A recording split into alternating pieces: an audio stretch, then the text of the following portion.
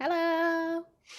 Hello and welcome to the very first episode of a brand new season of Cantrip Breakers, in which we are once again revisiting the Gothic world of Mournveil, a brand new homebrew setting full of ghouls, ghosts, witches, werewolves, and of course, wizards. It is very warm everywhere that we are. We hope it is substantially less warm where you are.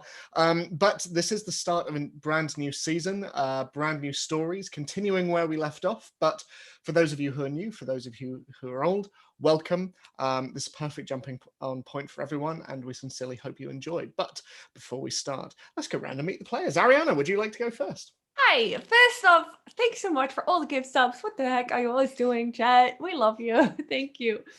Hi, my name is Arianna, and I'll be playing Ayleen. Ayleen is a monk. She spent her whole life in a monastery where she kind of got, I wouldn't say brainwashed, but kind of brainwashed.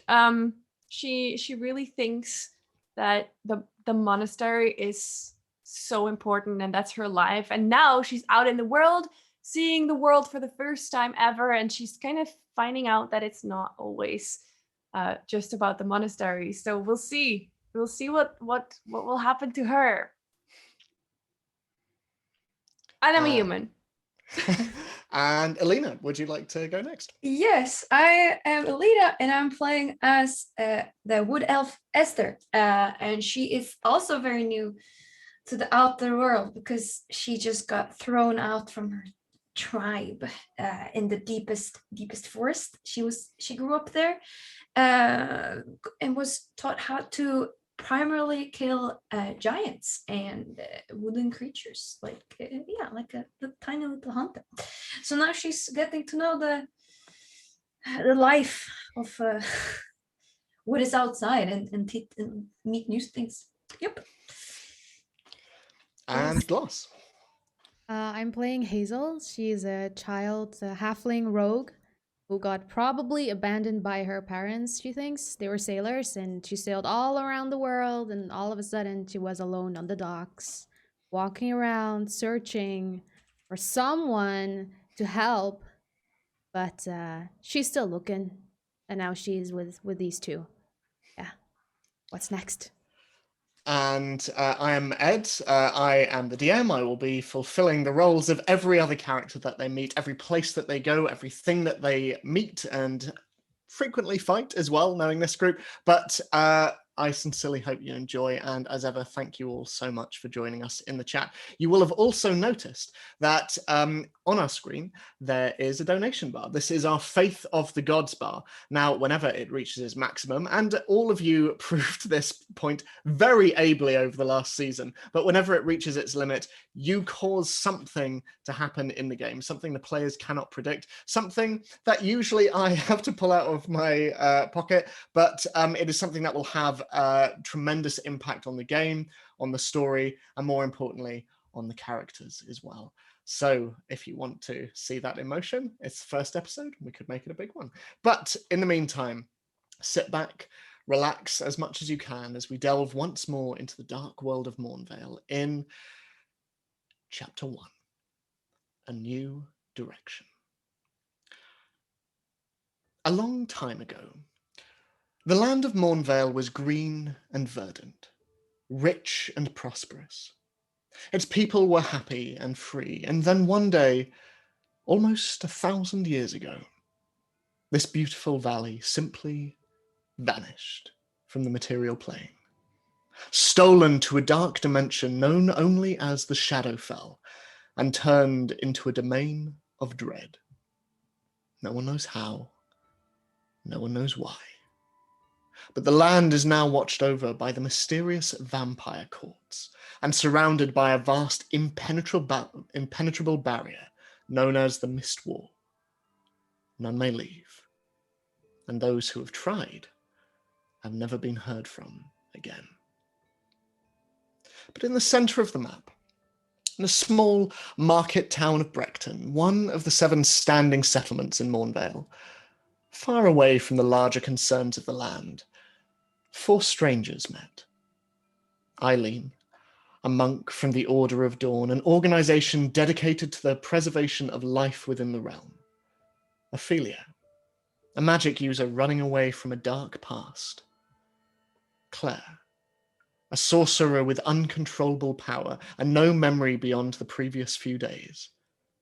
And perhaps strangest of all, Hazel, a halfling claiming to be from Neverwinter, a place from beyond the Mist Wall, a city from the world that was. And coming together and united under Ayleen's mission, the four travelled together and in their journeys encountered many strange and dark things. The witch hunters, zealous fanatics who believed that all traces of magic should be extinguished from the land, only then allowing Mournveil to be released from its prison walls. Victoria, a nomad in the woods who had long since abandoned her duties for the Order of Dawn. A mysterious tower, with the ability to teleport around Mournveil, once belonging to a now long-dead mage by the name of Magnus Vortuna.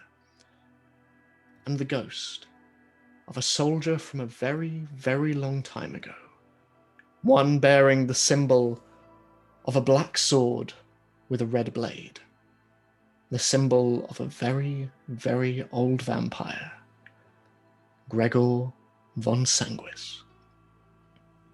But in time, all were tested. Hazel sought her parents, who, at least to her memory, disappeared years ago, but in truth,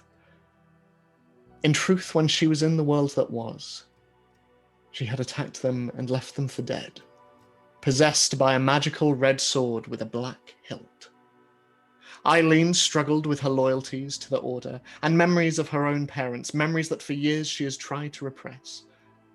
And Ophelia found her past catching up with her, both in the form of her family, the nobles of Everspire, and her old masters, the witch hunters.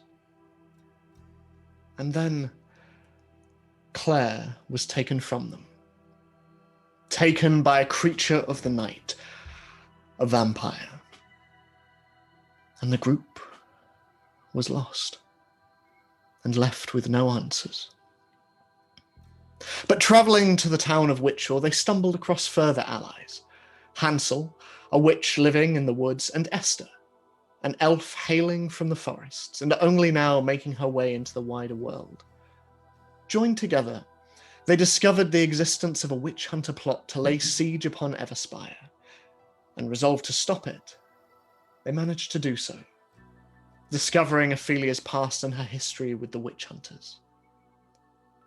But once the dust settled, and the group returned to Everspire, reuniting Ophelia with her family, she resolved to stay, while the other three agreed that it was time to move on, to explore, to discover, and to unravel the mysteries of their own pasts.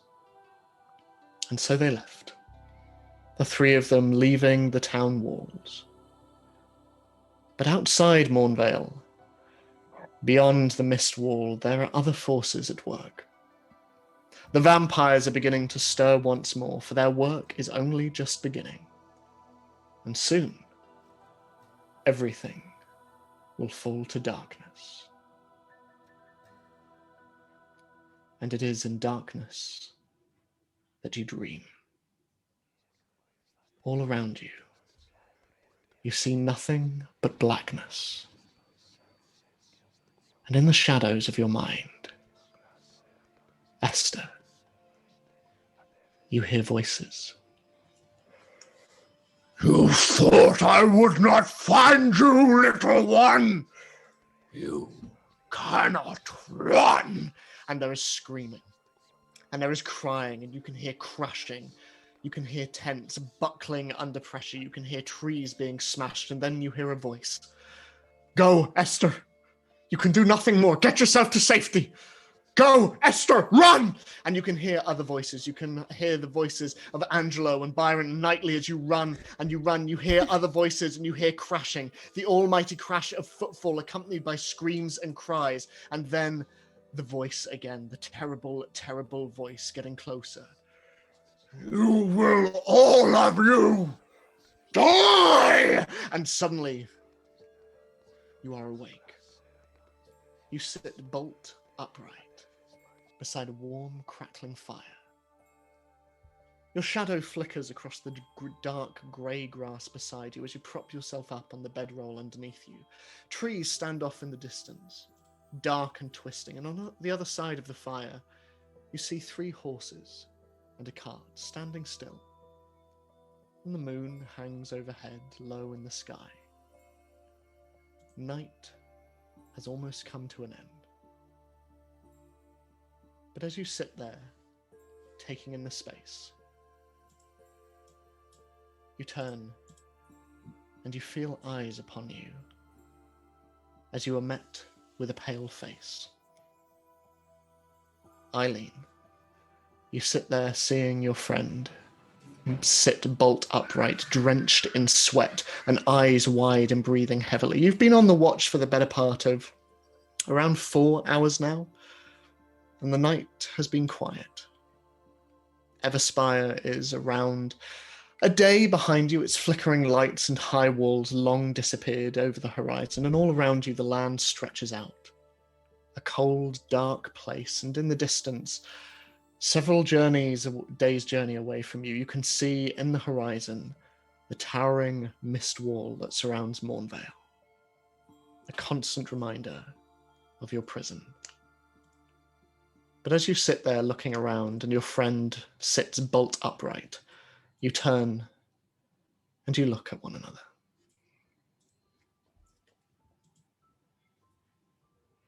Are you okay?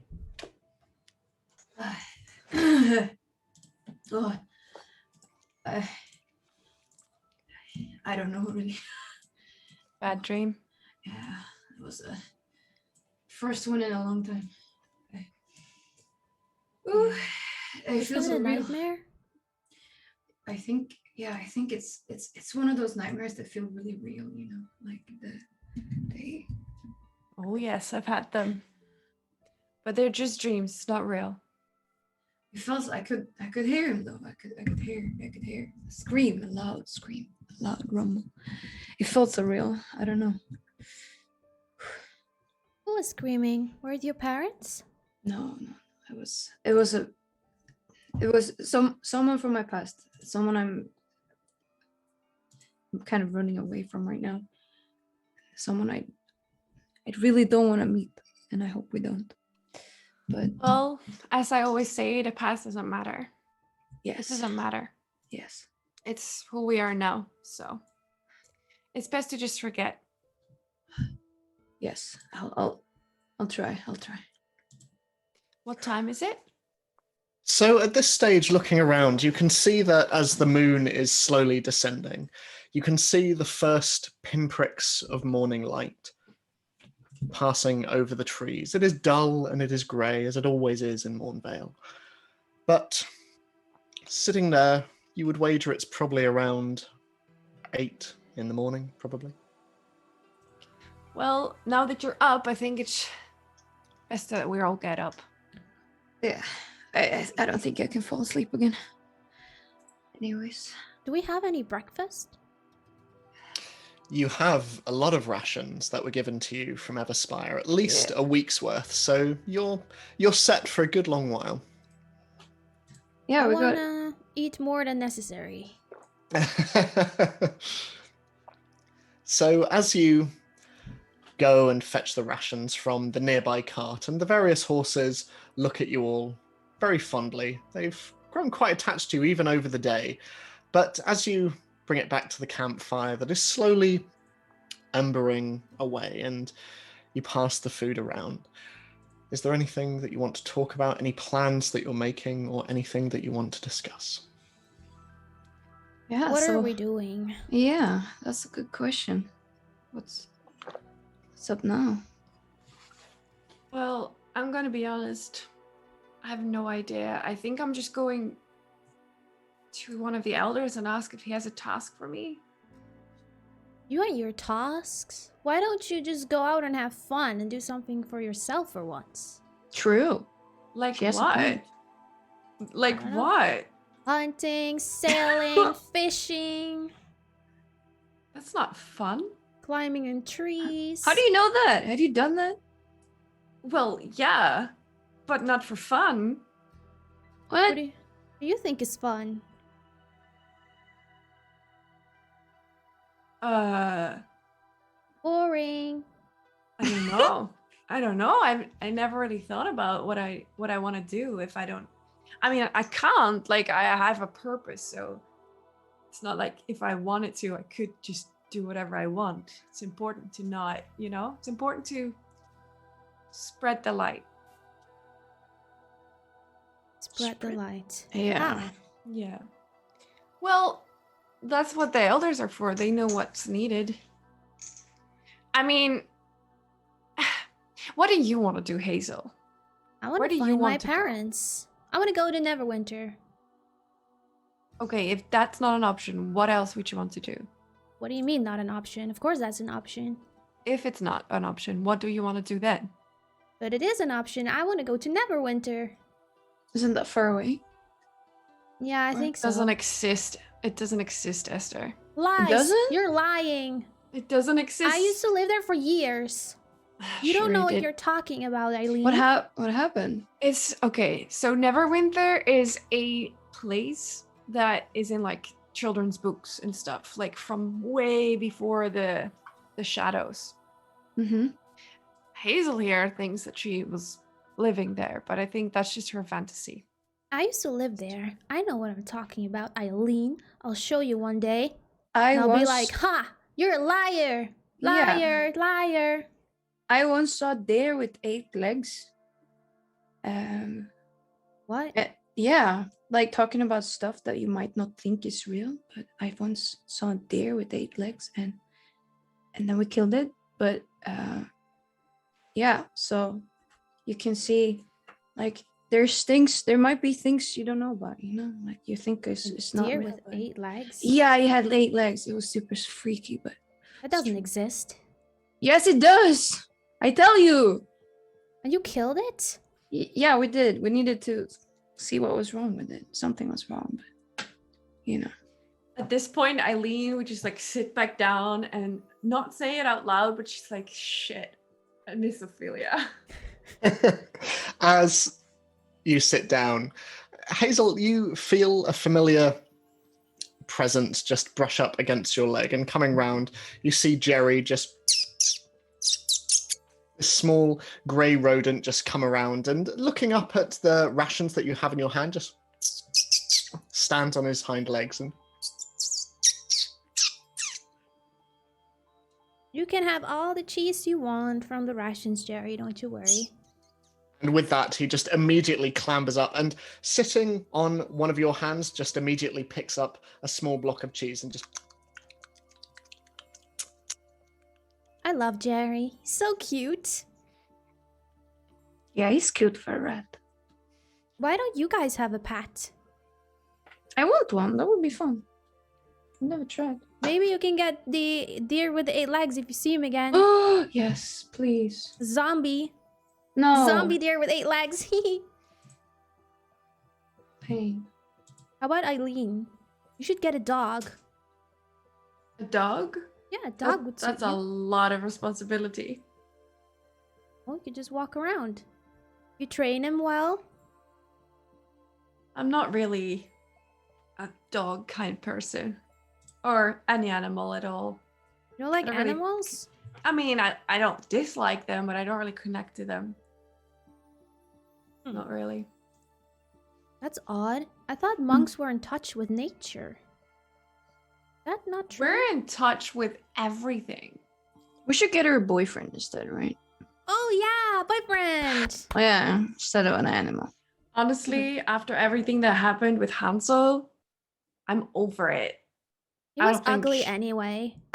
True. He was handsome. No, he wasn't, Ayleen. He was so handsome. Don't tell him I said that if we run into him. But he was. But I'm over it. I'm over it. You sure? 100%. You blushing? No, I'm over it. Need to meet some new ones, To No, get over thanks. him more. Yeah. You know what? We need to talk less about this kind of bull stuff.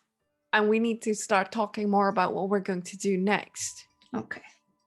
I think I need to talk to an elder. I don't know what you two want to do, but Hazel, I think you want to stick around, right? I Yeah, do think guess. we should stick around together. And Esther, you're more than welcome as well, of course. Yeah, I'll go where you guys go. Cool. All right. DM, are we Yes. still in Everspire? So you're around a day away from Everspire. You're fairly near a mountain ridge by the name of Grimm's Arm. But so you're sort of, I'd say, half a day away from the Brecton area. So you're sort of near the middle of the map, near the middle of Mournveil. I think that we're kind of close to Brecton, which means that we're kind of close to the monastery. And I think that that's somewhere that we should go together, the three of us. So I can show you around a little bit about, with my past and stuff, and Okay. let you, like, introduce you to some elders, Hazel, if you like that. Old And people. then- They're not all old people. They're not. Why are they called elders then? Okay, yeah, they are definitely a bit older. But not everyone in the monastery is old. Oh. They're You'll see. kids too. Yeah. Elder kids. So many of them. So many kids. I think you'd love it there. Really? I'm actually even worried that if you go there, you don't even want to leave again. Really? Oh, yeah. Can we go?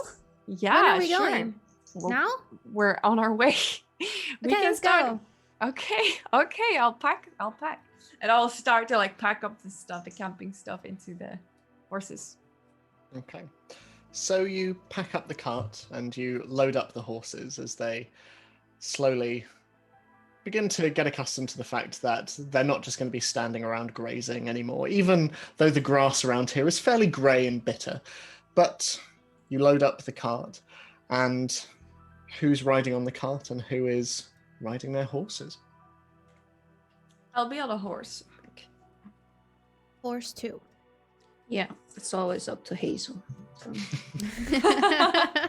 So Esther takes her turn sitting on the cart and driving forward as the other two ride side by side, and you set off north.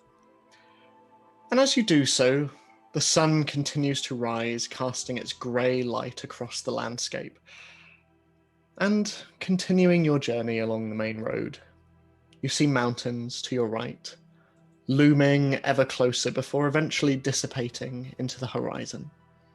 There are pockets of trees here and there, and as you continue to ride, sheets of rain occasionally pass over.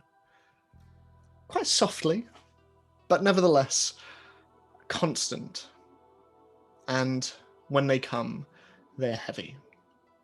Grey clouds continue to pass overhead, and it is rare that you see individuals across the road, but when you do, it is with little more than a polite nod of the head as you continue on going. Can everyone make perception checks for me, please? Oh, okay.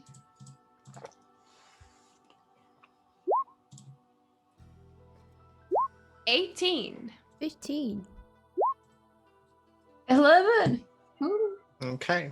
So being towards the back, Esther, as you're riding along, you're concentrating more on driving the cart. This is the first time that you have driven a cart, and it is a fairly odd experience. You are sort of targeting an animal while not having any kind of sort of tactile relationship with them. But Hazel and Ayleen, as you continue riding ahead, you see just off in the distance a number of carts stood by the side of the road, around 4 of them. But as you get closer, you see that one of them is broken. It's fallen on its side, and you see that carts and barrels lie strewn across the road, and a number of individuals in the distance are all stood around. They have stopped moving, but it looks like a caravan of carts. I would like to approach it. Does Okay. it look safe? Maybe Make they're the it- enemy. Make an insight check. Oh God. 16. 16. They don't seem to be paying you much attention. They seem to be looking at the cart, and you can see actually next to the cart, there is an individual who is on the ground, and you can see as you get closer that they seem to be tending to this individual who is on the ground. And as you get closer, you can see in amidst all of the grey of the wilderness and the fairly drab colours that these 5 individuals are wearing, the one on the ground, there is a distinct and vibrant colour of red on their arm.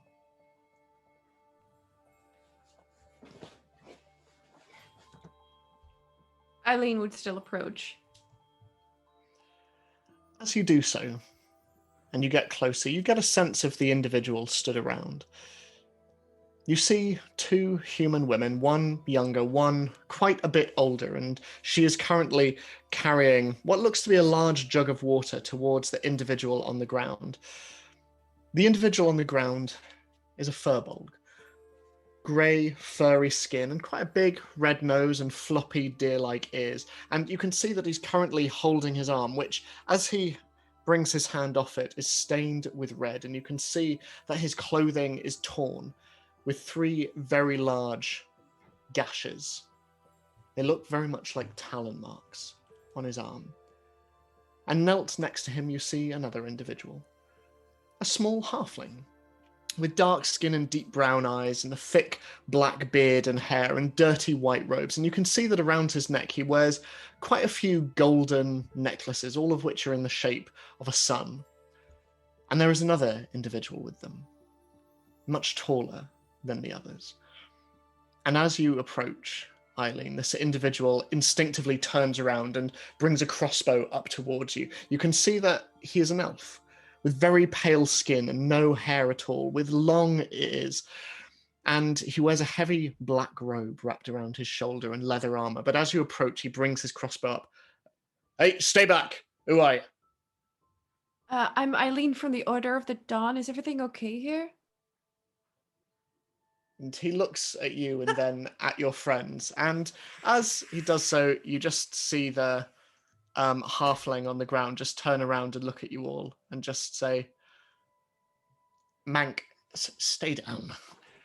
And the elf just lowers his bow and stands back, and the halfling just rises to his feet and brushes off his white robe and,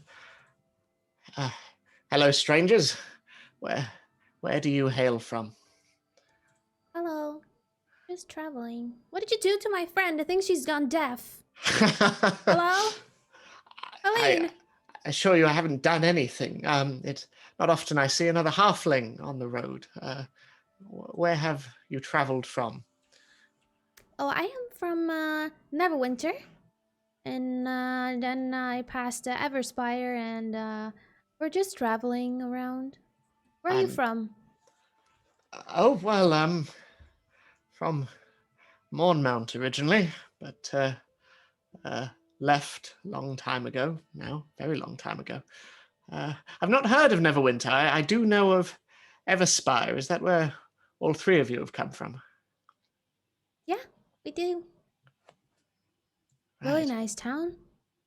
Yes, I've only been there a few times, but we're currently on the road. You'll have to, and as he's saying this, the furbolg on the floor just, can we focus on, oh yes, of course. Sorry, we just need to, do any of you know any medical, any of you experts? Sorry, we're all, What's wrong with the hairy thing there? we were attacked. It should be nothing. And as he says this, the elf next to him just sort of rolls his eyes and, it's not nothing. They'll be back. What? And do any of you have any bandages or anything like that at all? Can you help? Do No. we? I don't. No, we don't. I don't think we do. Ayleen, you can hear again. Yeah, I'm so sorry. happy. I got want to hug her. God damn it, Gloss. I thought they attacked you. No, I'm okay. Which is, I Good. think, some nargles. Well, if someone could come and just hold the wound while we wrap it in, I guess this will have to do. And he just tears off some of his robe. And if someone wouldn't mind just assisting me. Yeah, sure. And I would get off my horse and like hurry towards the wounded person. So if you can make a medicine check for me, please. 25, not 20. You have seen many wounds before, and one of the things that they taught you in the monastery was how to bandage and how to stem blood flow and how to treat ailments and illnesses. And so immediately seeing this large talon mark on this individual's arm, you just immediately know exactly how much pressure to maintain, and you just push down. And the halfling looks at you and just sort of, "Oh, well done," and starts to tie his robe around the wound. And just, you see him doing it and sort of shaking your head, like keeping pressure, just grab the robe and just pull it taut and basically affix it in place so that the blood flow stops. And the halfling stands and, well, very glad we bumped into all of you. My name is Gleason, Pastor Gleason, and I'm a priest of Lathander. Pleasure to meet you. I'm Ayleen. This is Hazel. And this is Esther. Hello. Hello. What Hello. attacked you? And the elf once more stands forward. Harpies. They will be back soon. Oh no. Yeah, we ran into those as well not too long ago. Oh. Is that right? Yeah. I think it was around this area as well. Yeah. It was between Brecton and Everspire. So this is Harpy territory then? I think so, yeah. They're so pretty, but so disgusting and evil. Well, this was only one, which means that it was scouting. It will probably be back. You think they have a nest somewhere here, maybe? I wouldn't be surprised. They do tend to travel in packs. It is odd for one to come on its own. Where are you going? Are you going to Brecton or Everspire? We hadn't neither. We've just come from Everspire, actually. Oh. Yes, we're currently on our way to Renoras, just northwest of here. Where? Right. Yeah, where? Manora? Renoras. It's Renoras? yeah. It's on the edge of the Pallid Lake near Mist River. We're just delivering some goods there. Kind of goods. Food, mainly. The land around there is acrid and bitter. Nothing very much grows there, and anything that does is nigh on inedible. So we are currently on a mission to deliver the people of Renoras some form of sustenance. Do you think your friend is gonna last that long with her arm? Well, seeing what a good job you've been able to do of bandaging it up, I'm sure, having stemmed the blood flow, you should be fine. We're not that far off, though. We're only a day and a half, I think. Should last. Okay. I think he'll die. Hazel. No. What? He's not gonna die, don't worry. I've patched up the wound pretty okay. Really? Never seen you do that before. Hazel, this is Yeah, me really the either, time. Esther. How about Nice job. Yeah. where are you all traveling to? Up north as well, but we'll be going through Brecton up to the monastery. To her old people. Oh, Old that- people. that's a shame. It would be good to have some, in light of. It would be good to have some extra protection, and also, if you don't mind my saying, we have just lost a cart, and I can't help but notice. And he looks at yourself, Esther, and the vehicle that you're sat on. We could do with some extra transport. Oh, of course, we could make it worth your while. We do have gold, limited, but we do have gold. Yeah, it's nice. Mm. Oh, I wish you didn't say that. Well, Can we? Mm-hmm. Mm-hmm. Mm-hmm. 1 Mhm. second, and I would just like get Hazel and Esther to the side. Well, he said gold, so I assume you guys want to do this. Of course. It's money. Hello. But what about the monastery? We can go there later. What? We can go there later. Don't we have all the time in the world? Yeah, just take a little detour, right? Yeah.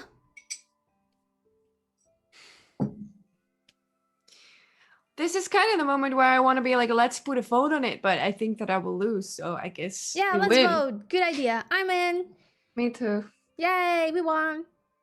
Woo. Okay, we'll go, but after that, we'll go to the monastery, okay? Yes. So, And no how extra much- risk, and no, wait, Hazel, no insulting, Insulting. okay? Not saying that they're I'll gonna do die, not saying that that. they're ugly, not saying that they're too furry, not saying, okay? So we're gonna be nice to them. Yes, please. Okay. So lie. Okay. Yes. Yes. If that's what it takes, lie. Just don't be rude. Okay. And then we turn back to the others. We'll do it. As you say this, you see the elf dressed in the dark robe just kind of sort of looks fairly put out by this and looks towards the halfling, who looks comparatively delighted as you go, oh, wonderful. We shouldn't be long. We are just traveling to the town, and then you are welcome to part ways.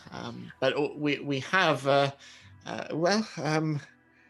coffers at the moment, we can probably afford you each 40 gold each, if that would suffice. How about 50? Hazel, 40 is enough. No, 50. Make a persuasion check, Hayden. Oh god damn it. I just want to know, Ed, what does the elf look 5. like? 5. He looks at you and just goes, we don't have much, unfortunately. We are already stretching ourselves somewhat thin, but we promise we can provide food along the way. What was your question? Sorry, Arianna? What the elf looked like. So he's fairly tall, and as you sort of stand quite close to him, he's fairly stern looking as well. He has very dark brown eyes and completely shaven head. He is very, very pale, but he is quite lithe and quite he's quite standoffish as he stands there. And in amongst this group of individuals, all of whom are dressed fairly similarly, he looks fairly out of place as he stands there. But as Pastor Gleason just looks at all of you and, do you mind if we make use of your cart to just transfer some of the food before it is soiled by the ground? Sure. Thank you. And you help sort of ferry things across. You see that the elderly lady sort of walks across to the furbolg on the ground and helps him up and onto one of the nearby carts. And you are joined by the elf and the other human woman, who are slowly just bringing barrels and crates onto the cart until it is very, very full. And Gleason just turns to all of you and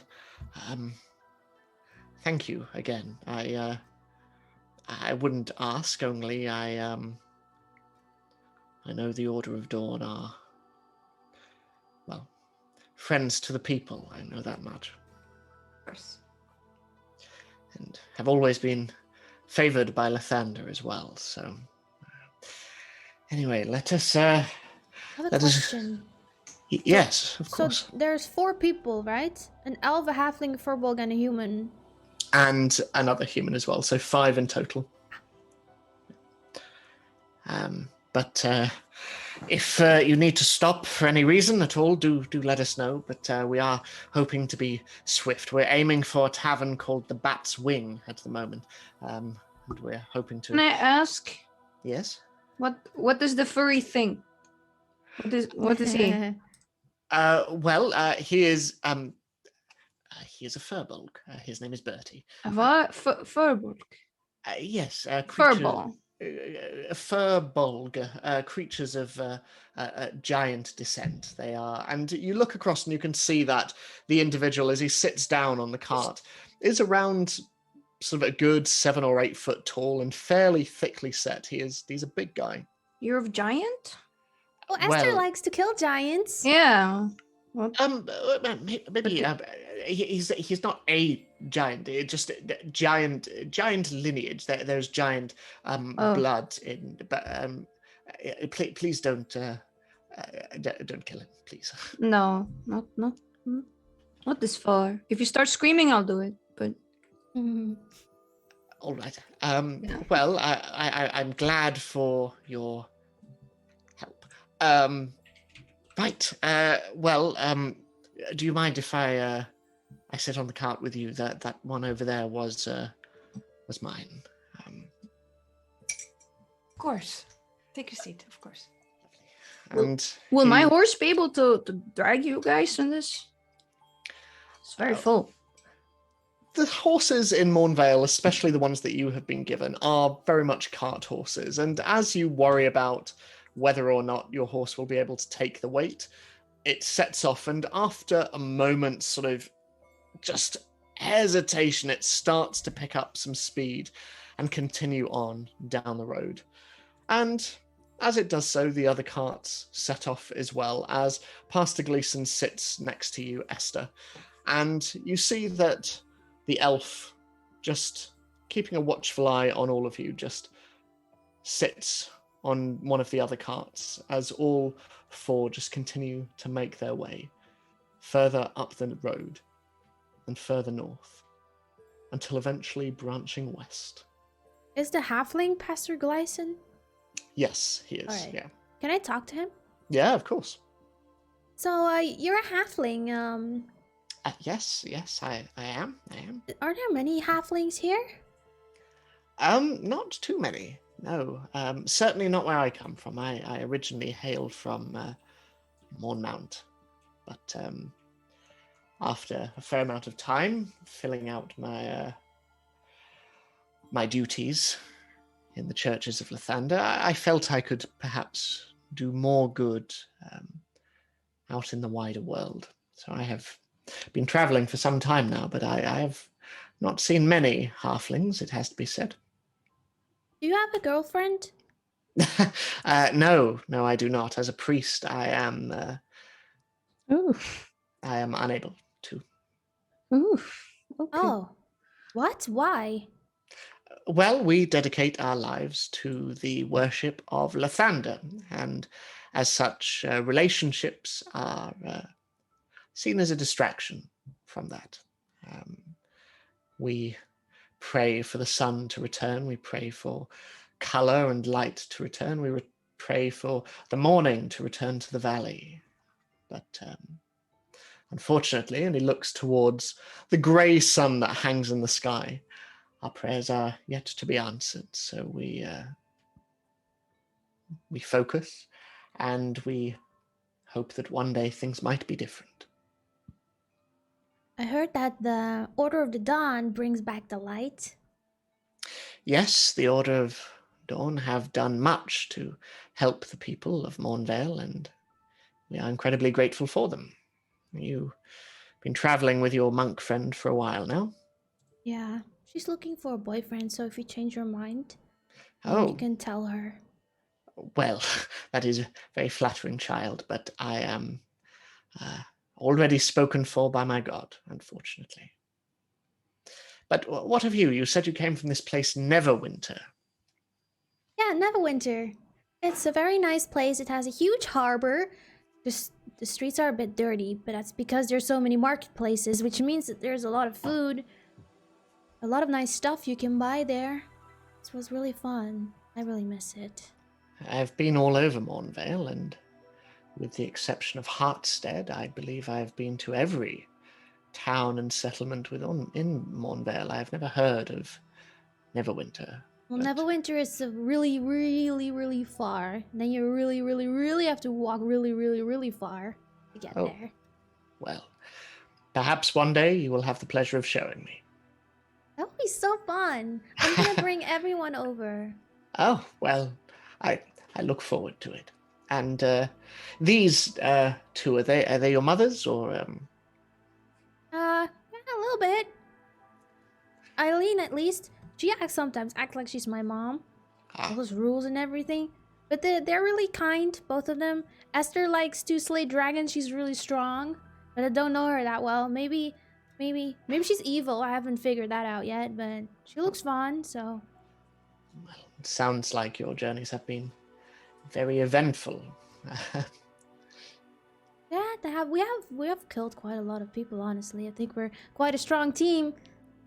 You have killed people as well, a child. You've... Yeah, I have, and I show him the ears that I have collected in my pocket. Look! Oh my! Oh, that is a lot of ears. That is more ears than I would expect to see in the bag of a child. Oh, I'm sorry. Are you grossed out? Yeah, they smell a little bit. I've been here for a few months. No, I'm fine. I'm all right. I'm fine.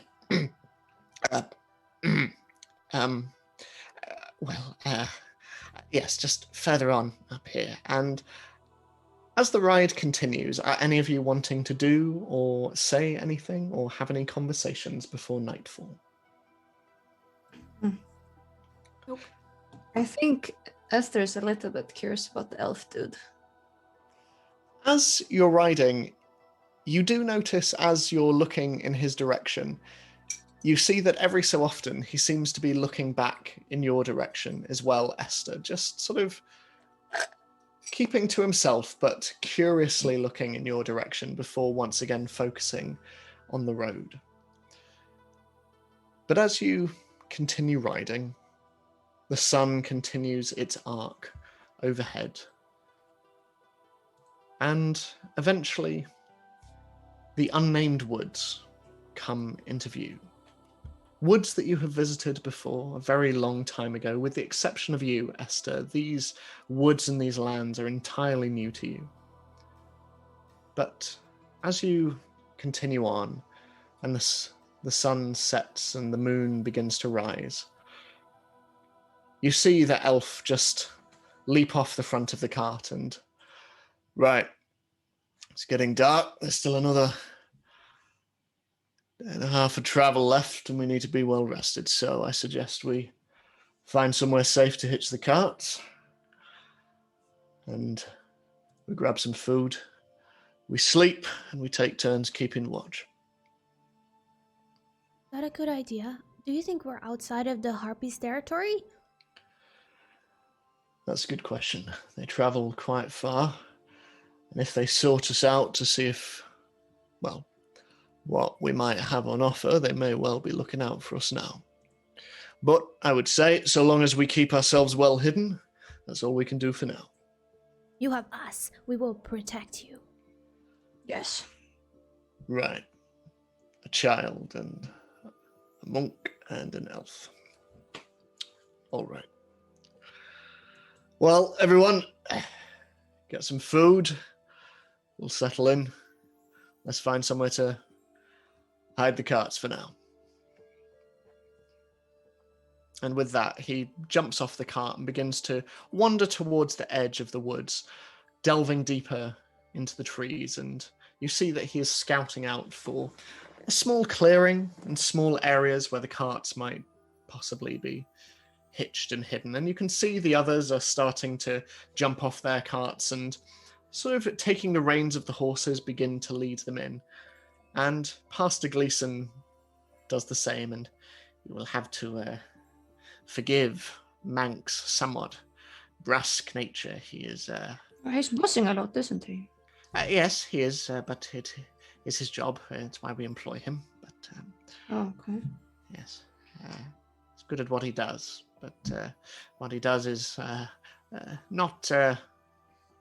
well, he's not so good with people, as we have discovered in our relatively short time with one another. He's an elf. That happens, you know. Oh, I did not know that. I will bear that in mind for future interactions. But right, well, let's make camp then. Could you tell us about the people that we're traveling with? We're a little nervous. Yes, of course. What would you like to know?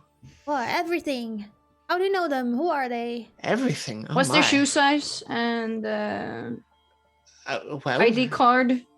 ID well, card? What's that? The ID paper. Yeah, we have Yeah. ID parchment Yeah. for entry into towns. We we all met on the road. Like I say, I left Mournmount a very long time ago, hoping to spread some hope and some light into the darker corners of Mournveil, and that has meant traveling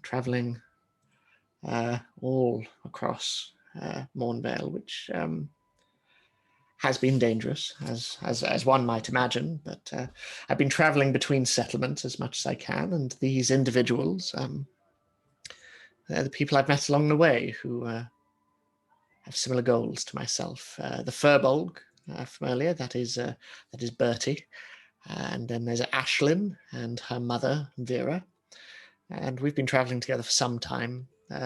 Mainly ferrying food between towns and making sure that the populace are well fed. But recently, the journeys have become somewhat more dangerous. The woods are more restless than they have ever been, and the roads are.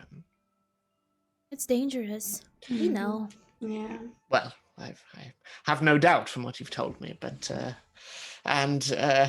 yeah, we have travelled everywhere, like I say, with the exception of Hartstead. The surrounding heartland forest is all but impenetrable, and well, their guard tends to keep away any and all outsiders. So we've been unable to bring our message of peace to them, unfortunately. But where towns are in need, we will go. And with this latest leg of the journey, when we were departing Everspire, we met Mank and Who's Mank? It's the elf dude. Yeah. Mank? Yes. That's a weird name. Yeah, I agree. It's a very weird name. Is he a monk? No, he's a tracker. He's a hunter, and he offered to escort us to Renoras. He was headed there himself, as it happens. So obviously we leapt at the opportunity. So Esther is also a hunter. Yeah. Esther. Stop. Stop, it's bold. Does he Well- does he have a bow, or what can we see? We want to like Make look at him. make a perception check. Look at him so he notices that we're looking at him. How do you perception? 17. 17. So over the course of the journey, you have noticed that in addition to the crossbow that he pointed at Ayleen in your first interaction, underneath his cloak, you also see that there are a bracer of knives down both sides. He is very well armed. Most of these weapons are hidden, but he is well armed. Mysterious, huh?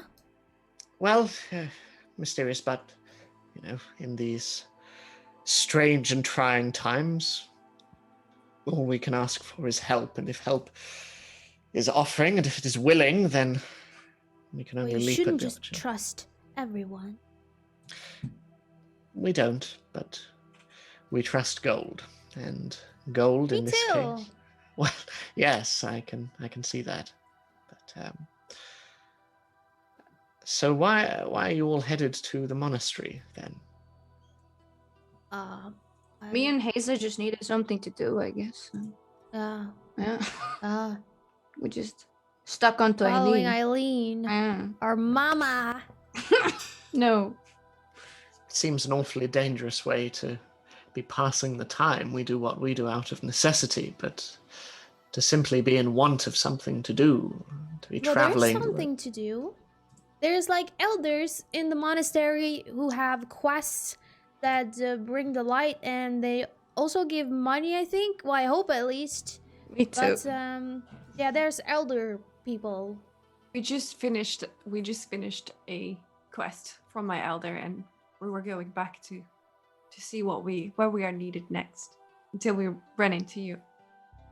Well, I know this has been a diversion for you, but I thank you. am unsure as to what the next leg of the journey brings, but glad to have you. Now, we promised you food, and food you shall have. Despite his injury, Bertie is an excellent cook, and I'm sure he will cook us up a terrific rabbit stew. I hope you all enjoy that. He's cooking himself? Yes, he will be. Our treat, like I say. It's the least that we can do for your help. Now, come. I imagine it will probably start to rain soon, so we should get in out of the cold. Do we have a tent, or what do we have? We have some tarpaulin that we can pull over the edges of the cart and sleep underneath, but no official tents, unfortunately. This might be a really weird request, but do you have a hair tie? I don't, but I'm sure that Vera may well do. I can ask. Yes. I lost mine during a fight. Of course. And so with that, he jumps off the cart and beckoning you all over towards where you can see a fairly impromptu campsite being made up with torches on the edge of a couple of the carts that are sort of giving a nice warm flickering light around the space. Indeed, Vera has a small bit of string, a small hair tie, and Gleason brings this over to you and gives it, and you're all beckoned over as your cart pulls up near to where food is being prepared. As food is served and Bertie pours out small wooden bowls of rabbit stew, Ester, you feel eyes on you as from across the campsite, Mank is just looking at you and eating from the stew.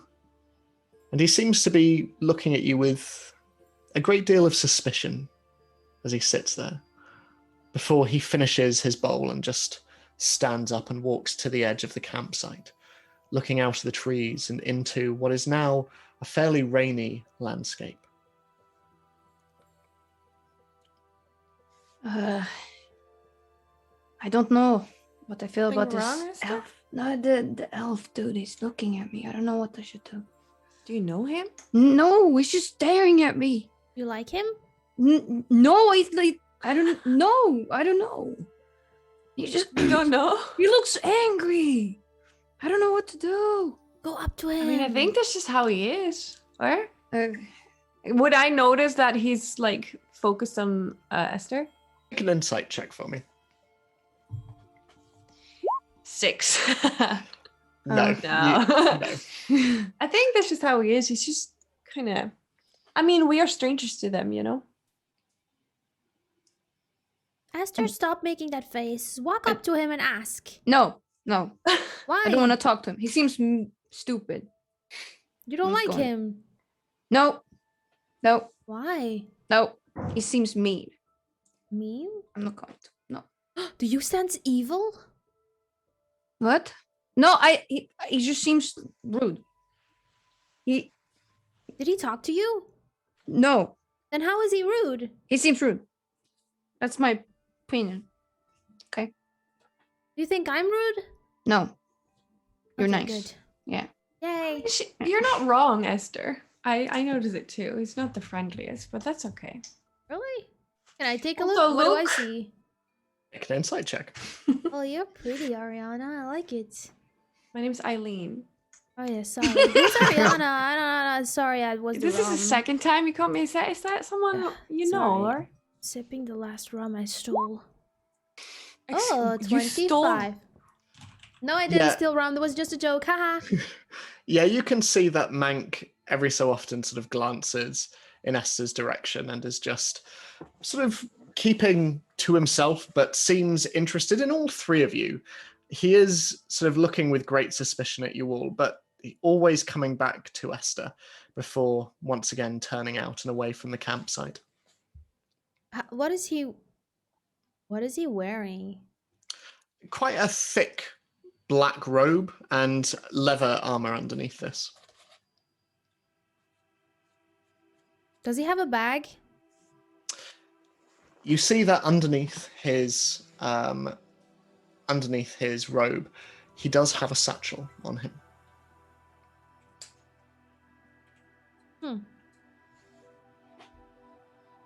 I won't talk. Interesting. Yeah, I won't talk to him unless he wants to talk. So I'm not gonna do anything. No. I think he looks fun. Fun? How? He looks mysterious. I like mysterious characters. Eileen He has a likes that crossbow. too. You have a bow. I think No, you have a Eileen lot in likes common. that. Eileen likes mysterious men better than me. So. You like him, Ayleen? I prefer people with hair. Wait, what? He's bald? Yeah, he's bald. Oh, I didn't see that. How could you Oh. not see that, dude? Yeah, I was distracted by this crossbow. Oh, I mean, Hansel had the longest hair. I'm a stop. What? He did. It was ugly. What? It's No, ugly. it wasn't. This Oh is my ugly. God, this again. Yes, it's true. Don't worry, Ayleen. I think you'll find a new boyfriend in the next I don't town. need a. I've never had a boyfriend. So Well, why would almost. He You had an never almost liked boyfriend. me. No, it was Ophelia this, Ophelia from the start. Do you think they're married by now? Oh no, It might be. Oh my maybe. goodness, no, they're not together. He went with his friend. Remember? Doesn't matter. Doesn't matter. He's not important. True. I need sleep. As you're having this conversation, Mank turns back and walks to the center of the campsite and, addressing no one in particular, but everyone at the same time, just says, "We're going to need to have people on watch. I'm happy to take..." Me. Okay. I'll go on with you then. Wait, who are you? Are you Mank? Yes, I am. That is Okay. my name.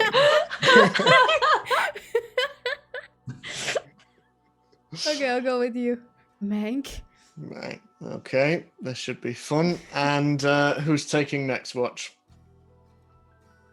I could take it. Okay. I'll take last because I just had the late one. Right. Okay. Well, everyone get some sleep then. And all of you, keep an ear out.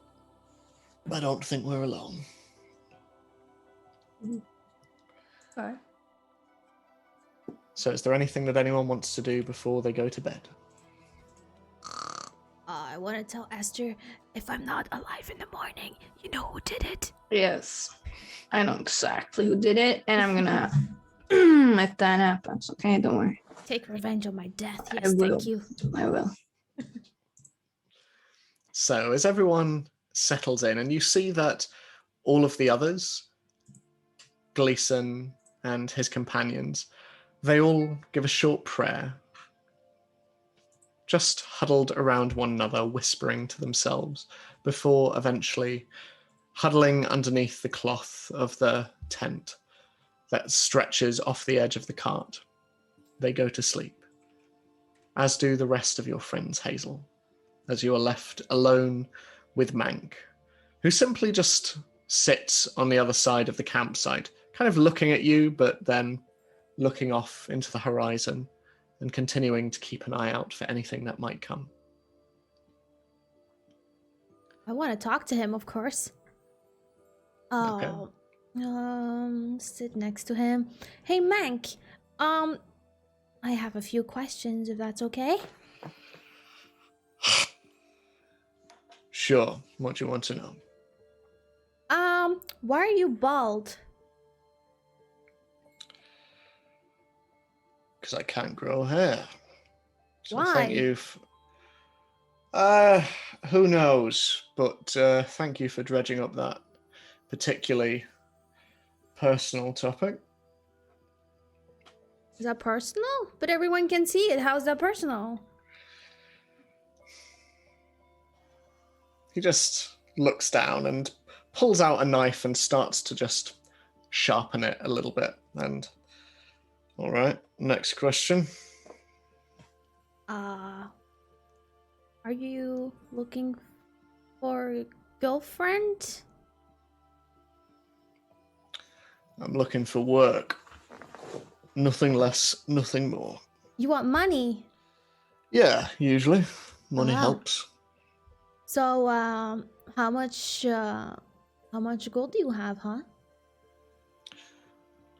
Why are you asking? Because I think I have more than you. Make a persuasion check.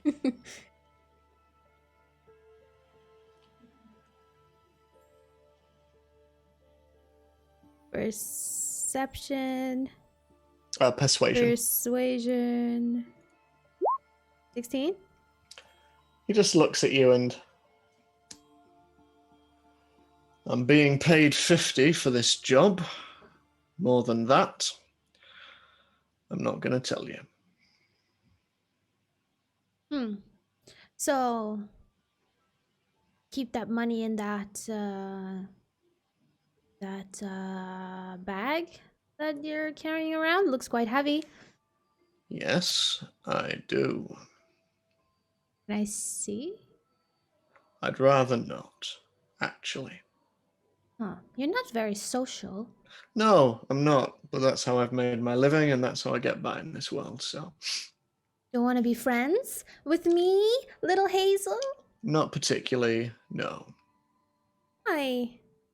Don't you think I'm cute? You lot have come in here. You've been taken on board to do a job that I was perfectly happy doing on my own, and I was going to ask for more gold when I got to the other end of this. And now, I'm unlikely to get that, so no, I don't want to be friends with you, little girl. That how the furball got hurt because you're such a good bodyguard? I don't think so. You need my help. You're quite precocious, aren't you? Sometimes. It's not as endearing as you might think. Ooh, you're a tough one. Sometimes, when I need to be. So, do you have any family? No. No mommy and daddy? Nope. No siblings? Nope. No pets? No. Just you? All alone in this world? You must be so lonely. That's why you're so cranky. You want some rum? You have some? Yeah, I got some. I reach into my pocket and take out the whole bottle. You want some? What's a child like you running around with knives and rum for? Well, I don't know. It's nice to have to keep around. He reaches forward and takes it and, sniffing it a moment, just drinks and... This is very good. Where'd you get this? I take the pocket and there's like a lot of bottles. I don't know. Maybe that one's from Everspire. That one I got like in the castle ones I was at. And these two are from the bar. I stole them ones. What more? Yeah, go on. I'm gonna give him another bottle. He just drinks them and... Yeah, it's definitely from Everspire, this one. It's good stuff. Were you born there? No, but I have travelled there. So, you just travelling with a monk of the Order of Dawn then, is that? Yeah. Why, you like her? No, I've not got much of a reason to put any stock in the Order of Dawn, frankly. They're really nice. I met this Elder Lucas. He was really kind. Mm-hmm. And Ayleen is really kind. And other than that, I don't really know much about it. Now that I think of it. I wouldn't put too much stock in your friendship with a monk, if I were you. Especially considering how young you are. What Well, you do know. you know about friends? You don't have any. Well, not about friends, but you hear stories about the Order, what they do. Well, she saved my life. Yeah, I bet she did. For what purpose, though? To save my life. She wants to go with me to Neverwinter. Well, I hope it's as innocent as you make it sound. Of course it is. Why wouldn't it be? Are you jealous? Do you want to join? No, not particularly, but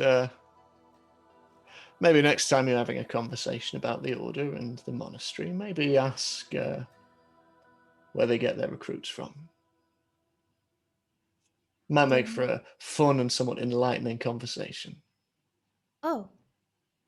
Okay, well, I don't actually know that information. Well, consider it the advice of an acquaintance. Are we friends now? No, we're not friends. Why? I don't want to be friends. I don't think you want to be friends with me, kid. Why? Are you evil? I'm just not very nice. Why? You Especially, seem nice. Well, thank you. Where'd you pick up your elf friend? She was just there, in the forest, and we took her along because she's really strong. She has a bow, just like you. Yeah, I know. Just interested where she's come from, is all. She's really strong. You should see her fight. Like last week, we fought a giant, and it was incredible. He actually died. I've never seen a giant, and I've never seen a giant die, so that was really impressive. Quite an eventful group you have, then. Oh yeah, we're really strong. You do not want to cross us. I bet I don't. You won't if we'll be friends.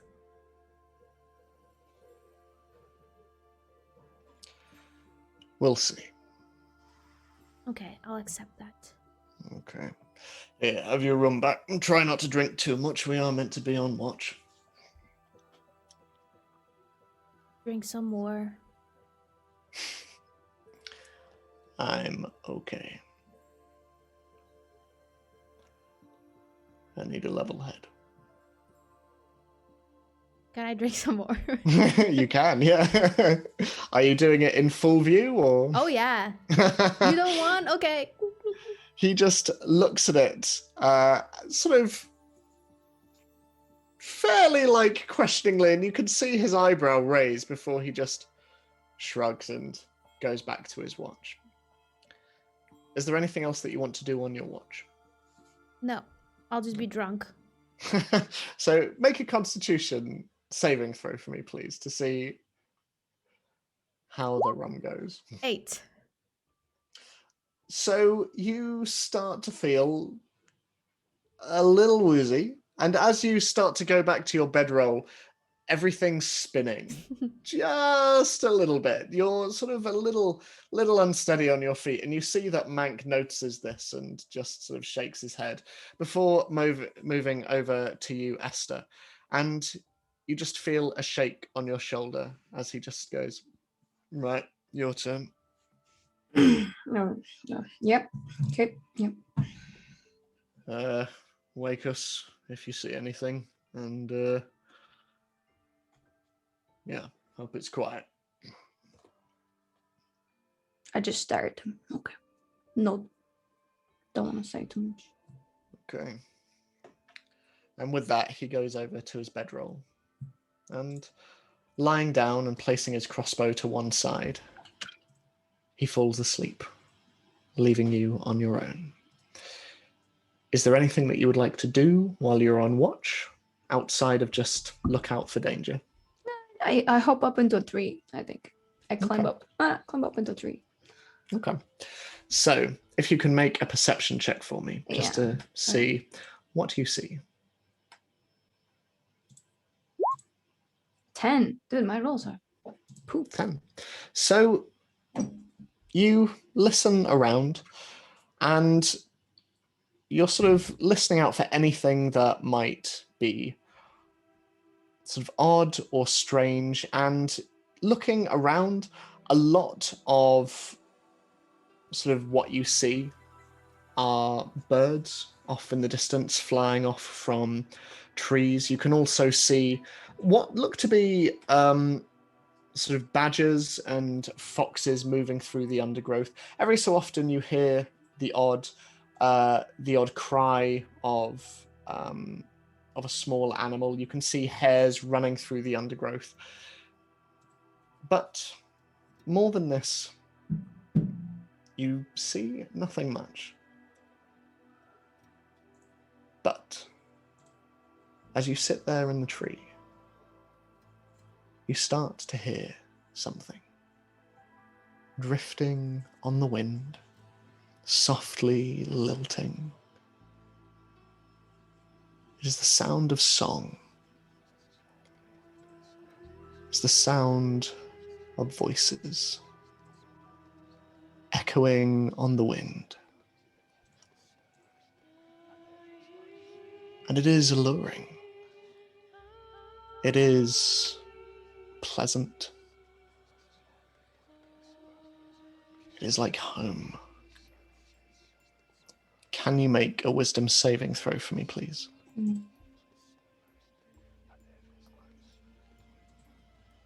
16. 16.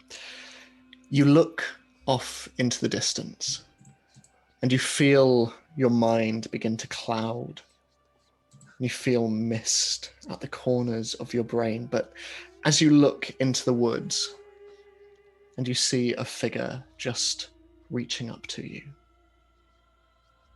a familiar figure, the figure whose voice occasionally haunts your dreams. As you focus on this individual and you just shake your head, suddenly the vision is gone. And you see other shapes in the trees. You see thin, emaciated women with talons for feet and long, battered wings just stretching out from naked bodies as they just hop between trees with just hopping from branch to branch. And they are singing all the while. And Hazel and Ayleen, can you both make wisdom saving throws for me, please, as well? Fucker 4. 8. And Hazel had 8. Okay. So, Hazel and Ayleen, as you begin to stir in your sleep, you start to see shapes as your eyes slowly open. And both of you see 2 figures. Hazel, you see 2 small, diminutive figures, 2 halflings. And one of them just reaches out. You're so close to us, my darling. Remember, and then another voice, remember the story of the Kraken. Remember where treasure can be found. Wow, Dad? That you? And you hear her say this, Esther, as Hazel slowly begins to stand up. And Ayleen, you too see figures. 2 figures. A woman with long brown hair and a man stood next to her who just reaches out. Don't go. And you both feel compelled to walk towards them. And Esther, as you watch your friends slowly begin to stand from their bedrolls, and you can see that around the campsite, with the exception of Mank, who is just beginning to stand and is shaking his head a little bit, the other members of the campsite are beginning to stand as well. And as you look over towards the harpies that are sat in the trees, their wings just fluttering and moving back and forth as they move between their talons, you see that in amongst them all, there is another, larger than the others, and with rough leather armor strapped over their torso. And you see that in one of their hands, there is a long, wicked-looking bow as they just look at the others. For the carrion, mother! And you can see that the harpies are slowly beginning to descend down the trees. What are you doing? I think I straight away jump down and run to Hazel and Ayleen. Okay. And I just start, yeah. Do I need to roll something? Maybe? Well, I will say that everyone Yeah. roll for initiative. So let me just... I rolled a nat 1, which leads to a 4. And it means it's Okay. never on my turn. I can stay out of this fight, right? Sure, yeah. 18. 20. Okay, so was that a 20 for you, Elina? Sorry. Yes. Okay, so it goes Elina, then it goes Hazel, then it goes the Harpies, then it goes Mank, and then it goes Ayleen. So let me bring up the map and some more appropriate music. Oh. Boop. Okay. So, as you jump off the tree and you rush in the direction of Hazel, are you doing anything else? As you look all around you and you can see that on each branch there are harpies just sat there moving from side to side. And as you start to run, they start to realize that you are unaffected by their singing. Yeah. So what are you doing? I think I want to focus on trying to wake them up. I don't know if how that, like, Esther is unsure about how that is possible, but the natural reaction would be to scream, I think.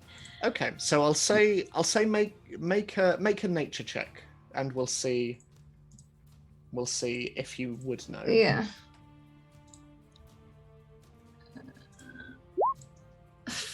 Seven there.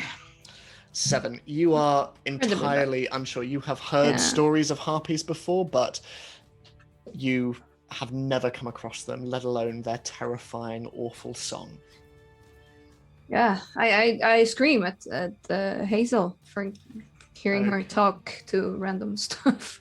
You rush across to her and grabbing her and screaming in her ears. There is no effect. It is a free action, so you can still do something else on your turn if you would like to.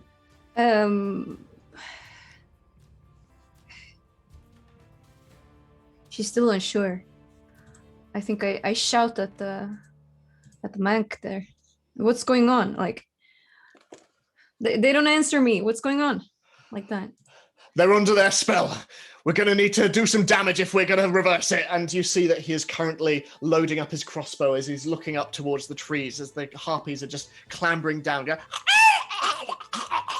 just slowly making their way down the trees. Okay. I guess instantly would be to attack. Okay.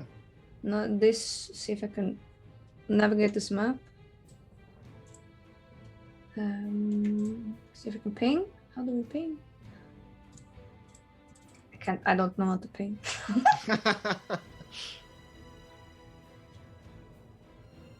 Select. Okay, I can't ping. I'll take the one closer to the bigger harpy then. The smaller one, left side there. That one? Yeah. Yep, Yeah. Go for it. And 6. 6. That misses, unfortunately, as you just bring your bow round and firing it off in the direction. The harpy just moves to one side and it flies through one of the wings and it just and just slowly begins to look at you. You have another attack there, I think? Yeah, I do. Let's see what's 8. What are these roll? Like I haven't had a single good one. Some You game. fire again, and once again, it just goes wide of the mark as the creature just moves from side to side. And you can see from its blood-flecked mouth, it just begins to smile. And underneath its thin, awful lips, you can see dark, sharp, serrated teeth. Is that everything that you're doing on your turn? Yeah, it is. Okay. So, Hazel, it is your turn. Can you... just a moment. I just need to... So, first of all, can you move your full movement towards the nearest harpy?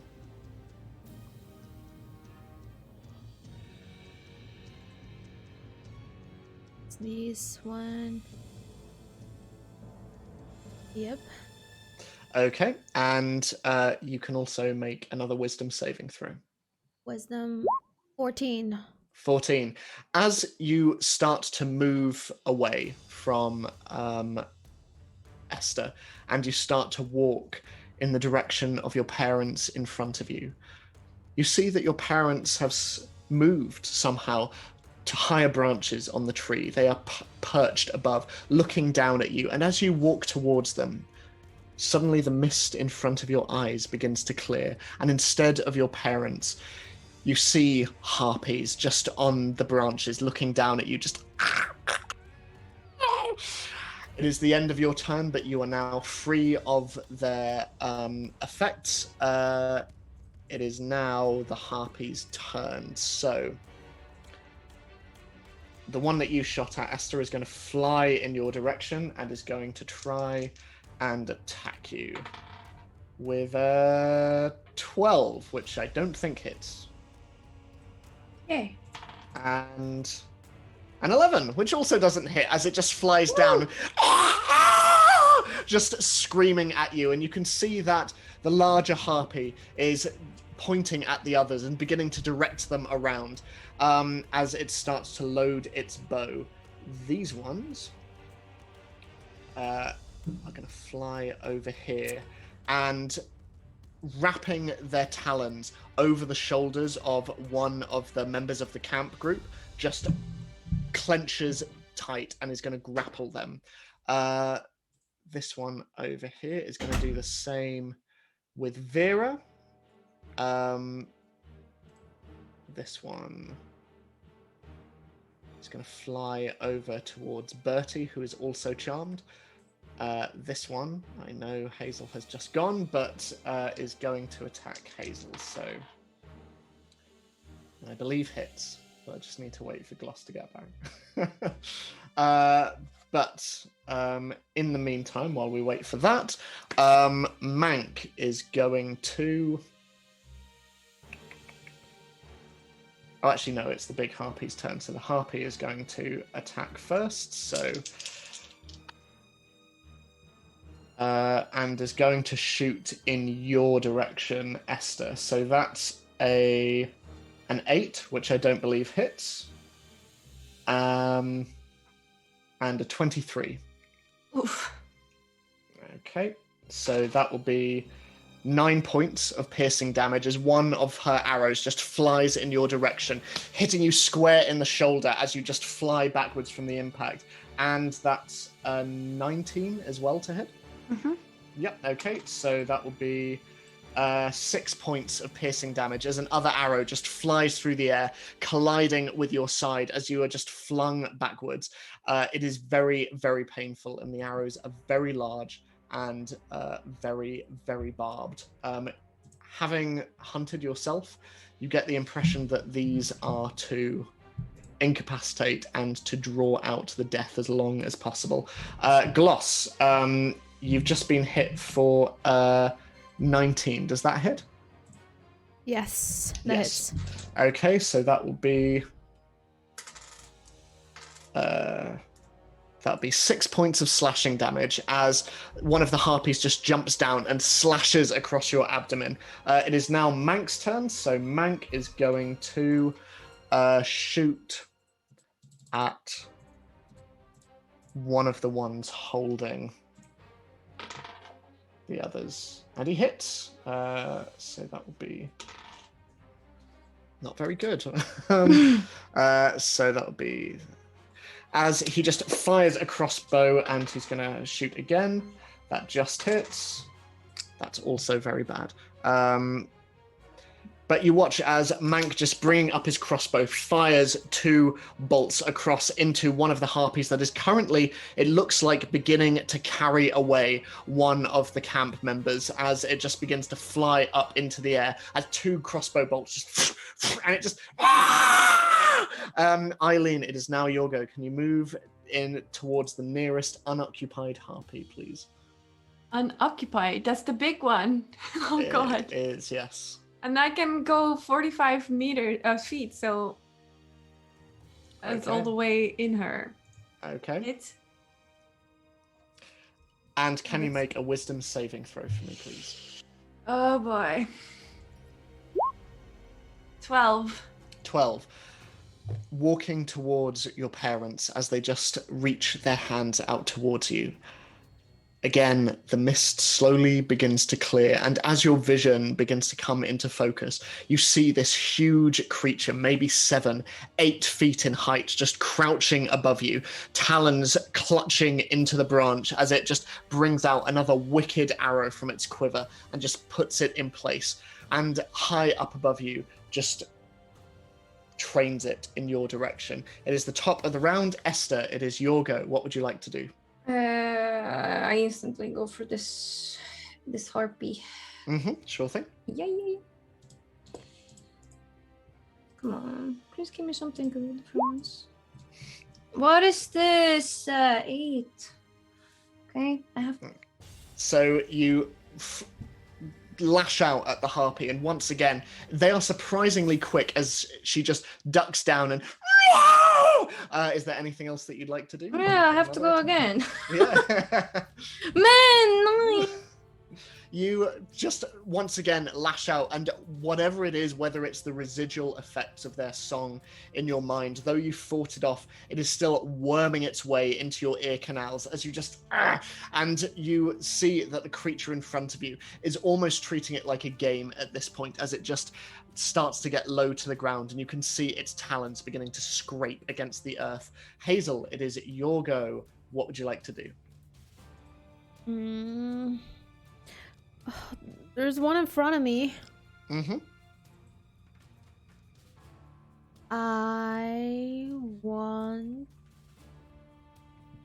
to rage with a booming blade. Okay, sure thing. Let's see. That is, with my short sword, a 19. That hits. 19. That very much hits. Yeah, roll for damage. That is a 10 plus 5 thunder damage, so 15. Nice. Dagger incoming. 13. That hits. Roll for damage. Nice. 6. 6. So bringing your blades round, one and then the other, and there is a as this thunder wave just flies out from your initial attack, and you see feathers flying off the wings of this creature as it just as it just tries and stays in place as best it can. Is that everything that you're going to do? I spit on it. It takes it to the face and just. It is now the creature's turn, so it's going to attack you for that, or it's going to try. That's a 13. Nope. Nope, and that's worse. That one doesn't hit.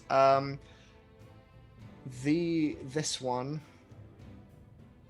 picking up Vera from off the cart, is going to fly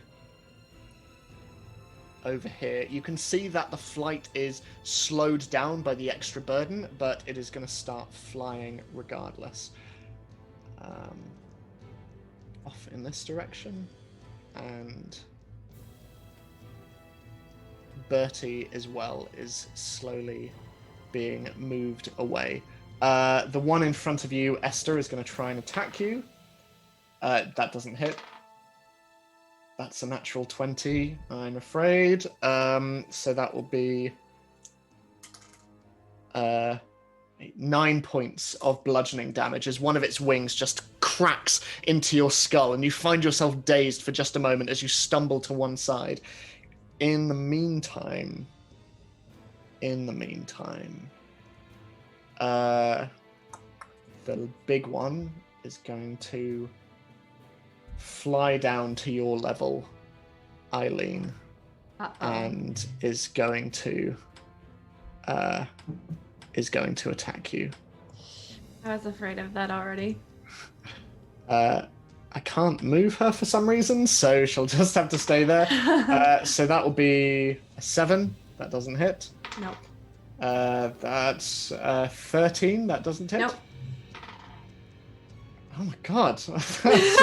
That's an 11, and that doesn't hit either. Oh, good. But as she lands down next to you, she just looks at you and towers above you, bringing her claws around as you just duck from side to side to side, and sort of looking down at you with frustration, bile just dripping from her mouth. She just looks towards her sisters and just... And you see all of them just immediately begin to call back at her. That is all she is going to do. Mank's turn. Mank is going to shoot the one carrying Vera. Oh, amazing. Hit both times, so that will be... Okay. You watch as Vera drops to the ground as the harpy just falls down dead on the ground. That is all he is going to do. So, Ayleen, it is your go. What would you like to do? I would like to punch the monster. Yeah, sure. Go for it. 13 That just hits. for 8. 8. Lovely. Okay. I want to do another thing. Mm-hmm. I want to use my stunning strike. Mm-hmm. No, I'm lying. Sorry. My open hand technique. Whenever you hit with one of your flurry of blows attacks, you can impose an effect. Okay. So I want to push her away with my fist. So okay, sure thing.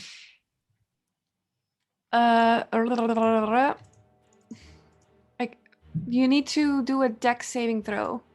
Okay. Natural 1. Okay. Well, it gets pushed up to 15 feet. I know you Okay. can't move it, so should I just move? Oh, no, I can move it. Oh, okay. But there is a tree directly in the way, so it would take damage flying into the tree anyway by flying away from you. So I'll just do that. Does it take any damage from you actually hitting it, or do you literally just push it back? I always forget with monks. That was during my attack. Oh, okay. So Lovely. I think I have to do the flurry of blow attack right now. Okay, so as it flies back against the tree, and you see it just connect with it, its wings crumpling a little bit as it just... It takes 5 more damage because I rolled a 25. Okay, so as it flies back into the tree after you just push it forward, you just run forward, and you see that its ribs are sort of beginning to crack underneath the leather armor as it just squirms around. Is there anything else you're doing on your turn? No. Okay, so top of the round, Esther, it is your go. What do you want to do? I'm still... Esther's just mad. No, but she's not hitting anything. So she just keeps on going because she's like, at some point I'll hit. So I'll go gain. 14. 14. That hits. Roll for damage. Good. Finally. 4. Okay. And second attack. Yes. 17. Let's go. Nice. And 5 on that too. 5. Okay. Let's go. So, as the creature just lingers in front of you and is beginning to play with you, akin to a cat with a mouse, suddenly you just slam into it, and there is a as you just see cuts slice across its abdomen as it just and you just come back ready to ready for more, essentially. Hazel, it is your go. What would you like to do? The one in front of me, does he look hurt? Yeah, she does. She looks very hurt, actually. Okay, then I'll feel inspired by that and do another booming blade. Okay. I take up my short sword. I aim for the wing. Mm-hmm. I hit with an 18. Oof, wow, yeah, okay. That's 6 damage plus 4, so a total of 10. Okay. It's not enough. Okay, here's my dagger. You ready? Yep. 17, that hits. Mm-hmm. 6. 6. How is the wing looking? Huh? It comes clean off with this second Nice. blow as it just flies up and the creature just and falls to the ground, and with its one wing trying to flap up into the air, it just starts twitching until it falls to the ground, limp and lifeless. It is dead. So is there anything that you would like to do, anywhere that you would like to move while you are where you are? Like to look up in the air, and is that the gods I hear? It might be in a bit. It might be in a bit. I'll prepare. So are you moving anywhere? Are you rushing to help any of your friends? I'm 1, 2, 3. I'm going here next to Esther. Okay. Esther gets happy. She's like, oh, nice, finally. As Yeah. you rush forward and you're taking a look around at all of the various carts and the individuals, and you see people literally being carried into the air by these terrifying creatures, you look around at your friends. You see Esther, you see Ayleen fighting the large one in the corner, and turning around over your shoulder, you see Mank. And you see his satchel. And then it is almost as though something whispers to you, Hazel. As he moves to one side and starts to reload his crossbow, you see something just under the fold of his satchel, hanging out. It is a necklace. A small necklace. But it has a symbol that you recognize. It is a sword. A sword with a black hilt and a red blade. Can you make a wisdom saving throw for me, please, Hazel?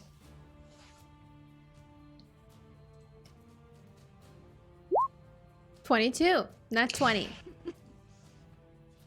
As you stand there and you feel a whispering in your mind, a familiar whispering, though you cannot say why. It is almost like fingers scraping at the inside of your skull, telling you to do things that you do not want to do. And for a moment, you see your parents' faces flash before your eyes, and you see a weapon in your hand, one that you do not recognize, but you just shake it off. There is something about this necklace that feels very familiar, as Mank just begins to reload his crossbow.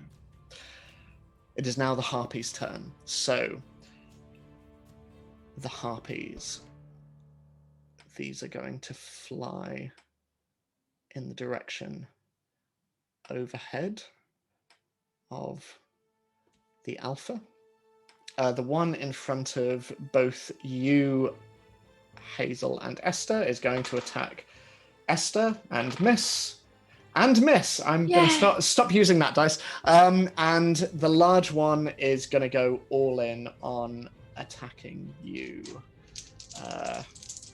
Ayleen. So that will be, oh my god, natural one. The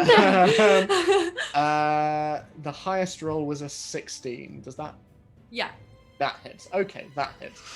So that will be a 8 points of damage as it just slashes out at you, and one of its claws just wrenches across your arm, and you feel just it go numb with pain as it starts to throb. That is all they can do, so it is now Mank's turn. As Mank is going to turn his attention towards the ones in the sky, so he's going to attack them again. That's a hit. So that's sorry, I'm just doing maths. There we go. And another attack.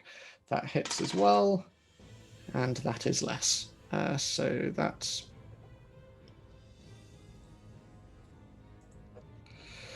Okay, so that's all he can do. Ayleen, it is your go. As the creature in front of you is just crying out at you and slashing across you, you see shadows pass over the trees ahead, and looking up, you can see that 2 harpies are currently carrying 2 of the people that you were traveling with, both Bertie and the other woman just flying overhead.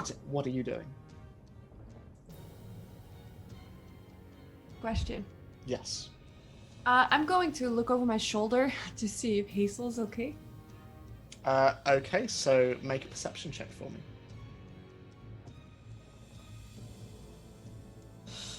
10. 10. It is hard to tell in the heat of battle, and especially with the creature in front of both her and Ester just blocking most of your view, it is hard to tell.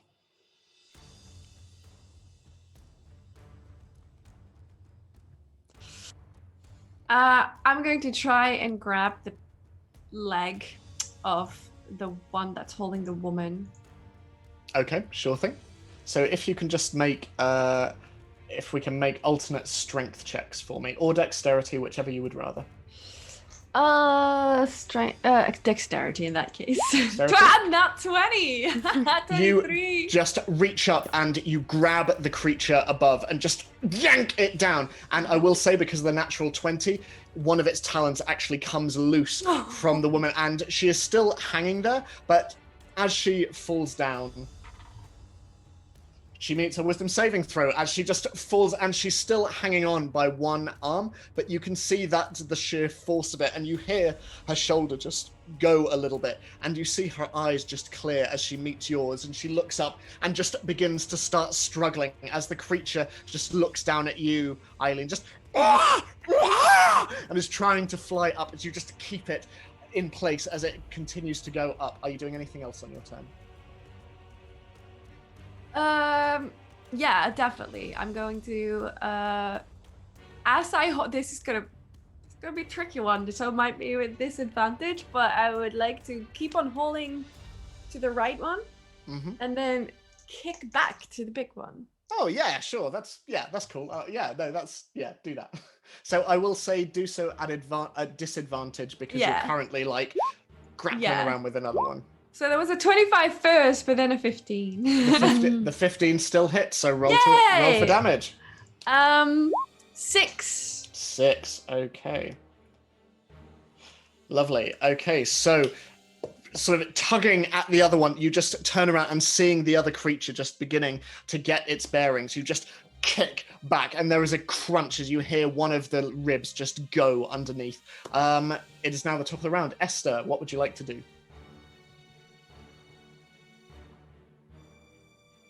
Muted. One more try at the one that is in front of us. Yeah, sure, go for it. Yeah. Come on. 16. That hits. Roll for damage. Yes. Yay, 6. Nice. Yes. And you can attack again. How is he long before it's dead? Or? A little bit longer. Yeah. Oh, it's also at advantage because he's flanked, but that's okay. It's already doing that. So 22, that hits. So roll for damage. 5. 5. Okay. So just quickly, just bringing your arrow out before putting it into your bow, you just stab before bringing it back out, putting it in your bow, and just and this creature just sort of flies back as one of the arrows is just in its eye, and you see it just. It is your go, Hazel. What would you like to do as your friend batters down on this particular harpy? Nobody hurts my friends. I'm gonna cut it open, hopefully. Okay. This is a 10. Well, because it's an advantage, because it's flanked, it is a natural 20. So you can... Oof. Huh? Wait, what? What is... So, because the creature is flanked, because Ester is there as well, you get advantage on the attack, so that doubles the dice. I'm checking. It's a 12 that I hit with. Damage, 12 damage. 12 damage, yeah. Sorry. No, that's okay. That's okay. And that would double the 8 because it's doubling dice. So that's 20. That's 20 points of damage. As the creature just is obliterated by your blade, just cut in two, and you see its entrails just pouring over the ground, hot and steaming as it falls. What would you like to do? You have one attack left, and you have all of your movement. Well, that's 3 thunder damage. Does that help? The remains of it just across the ground, just flying across. But yeah, what would you like to do now? Wait, is it dead? It's dead. Yeah, it's not gone. Okay, yeah, it's gone. No, then I'm gonna look. Looks. So Ayleen. No. Oh. Okay. What? Can't get close enough, but I'll stand there. No, Ayleen, I come to the rescue. Okay, so it is now the Harpy's turn. So, they're going to continue flying up and away. And they're gone. And off the map. And seeing her sisters go, the larger one is just going to look up to the sky before turning back to you, Ayleen. And she's just going to try and Wait, you. Wasn't I holding the one that just Yes, flew you away? were. Sorry, what am I talking about? Sorry. Am I so, gone? It's so warm. Like I can barely focus on anything. Right, so that one is going to try and get out of your grip then. Right. And fails, but the other one does still fly off. As for the large one, does that hit with a 17? Yeah. Okay, so that will be 6 points of slashing damage. And that's a 20 not natural to hit. So that will be another 5 points of slashing damage as the large one just sort of brings its claw down at you. Can you make a strength saving throw for me, please, to see if you manage to continue holding on to the creature? 24. You just pull down, and even though this creature is slashing at you, you are still keeping a hold of the smaller one just with one hand. And at this, the woman in his grasp is just going to fall to the ground, and you are now just holding the harpy in place. It is Mank's turn. Mank is going to leap up onto the cart and is going to fire at the one in your hand, Ayleen, and that hits. It doesn't hit very much, but it hits. And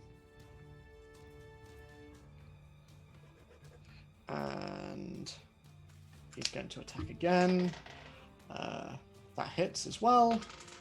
That hits a bit better. So that's lovely. Ayleen, it is your go. As you're being attacked by the large one and you have the other one in hand, what are you doing?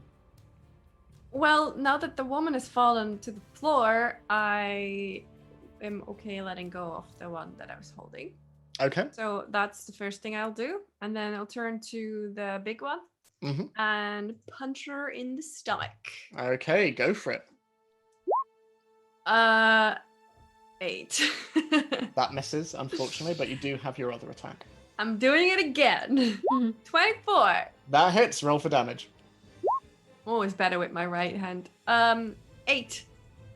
Okay, so your first blow going wide as you just let go of the creature, and it's sort of momentum sort of brings your blow sort of a little wide of the mark, but then sort of readying yourself, you just bring your fist round again, and it connects with the stomach of this creature, and it looks almost winded as it just staggers back a little bit. Are you doing anything else on your turn?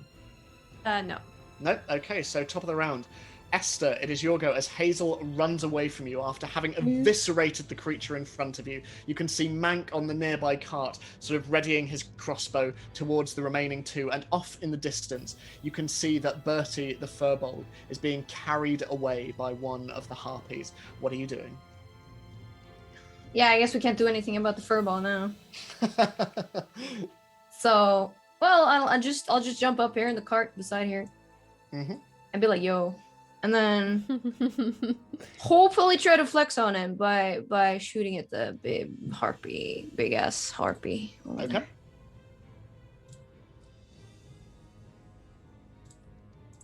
22. That hits. Roll for damage. 4 there, and one more. Come on. 20. No, that's the first one. 20. Yep, that hits. 4, so 8. Okay. So leaping onto the cart and cartwheeling over the barrels and crates, you just, in one smooth motion, bring out 2 arrows, putting them both in the same bow and just letting them both loose. There is, as you just watch the harpy just, you can see it is getting angry now. Is there anything else that you would like to do on your turn? Just nod, yo, and that's it. Mank just looks at you and nods and brings up his crossbow. Hazel, it is your go. What would you like to do? Hazel's angry. I think, by the way, she's also a little bit still drunk from that rum she drank earlier. But she's going to try another booming blade. Okay. Wait, I need to step forward. Short sword. 10. That just misses, unfortunately. Oh, well, no, it's at advantage because it's being flanked by Ayleen, so that will be the 14, which does hit. So. Okay, then it's 11 damage. Oh, wow, okay. Plus.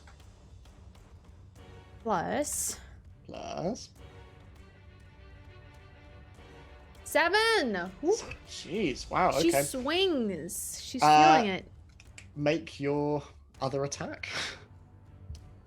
Yeah, dagger incoming. So while she swings her sword, she takes her dagger and she tries to put it right in her heart with a 13.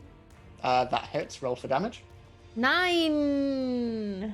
That is exactly what you needed. Yes! So how would you like to take care of the creature? I take my dagger. I just put it right in her heart. I put it there. Keep it there. Twist it. And you see black bile just pouring out, almost cascading like a fountain out of the sternum as you just hold the dagger there. And you see, Ayleen, that the creature above you is looking on very, very panicked as it just starts to wildly flap. And the creature in front of you just slumps in front of you, Hazel. It is now the harpies go, so the one in your hand is going to try and get free. I let go already. Oh, sorry, I'm losing track of everything. That's fine. Looking at this, then it is just going to fly. It is going to fly far, far away as it can possibly get, up into the sky, and you can see the silhouette of both it and its fellow, with Bertie still in talons, just flying off deeper into the woods. Oh God. As the campsite remains quiet, and you can see that near one of the carts, Gleason just stands and what happened? Where's Bertie? And you can see the other 2 women coming to as Vera and Ashlyn slowly begin to just rub their eyes and get to their feet as well. And Mank is stood on the cart, looking around and looking off into the distance. I'm so sorry. They took him. There was nothing I could do. I tried. Well, we can't just go. We can't. And Mank just jumps off the cart, and if you want us to get him back, it's going to cost you extra, old man. Are you out of your mind? Hey, look. Job's a job. It's your job to keep them safe, not take their money after you didn't keep them safe. Well, You failed. They should give you less money.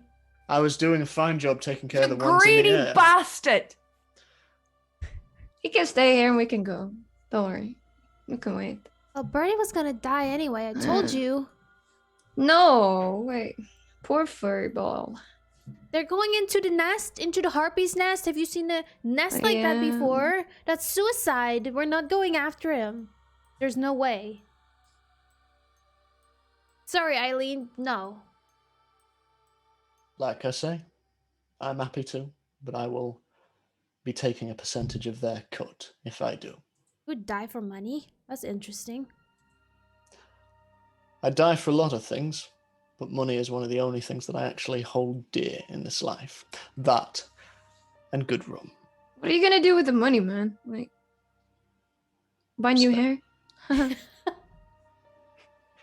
You're very funny. Thank you. Right, you lot stay here then. I'll go on my own.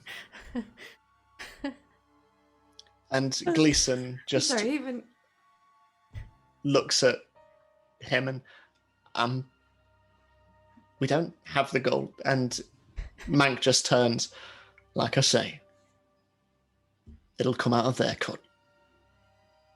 And with that, he walks off into the woods and into the darkness.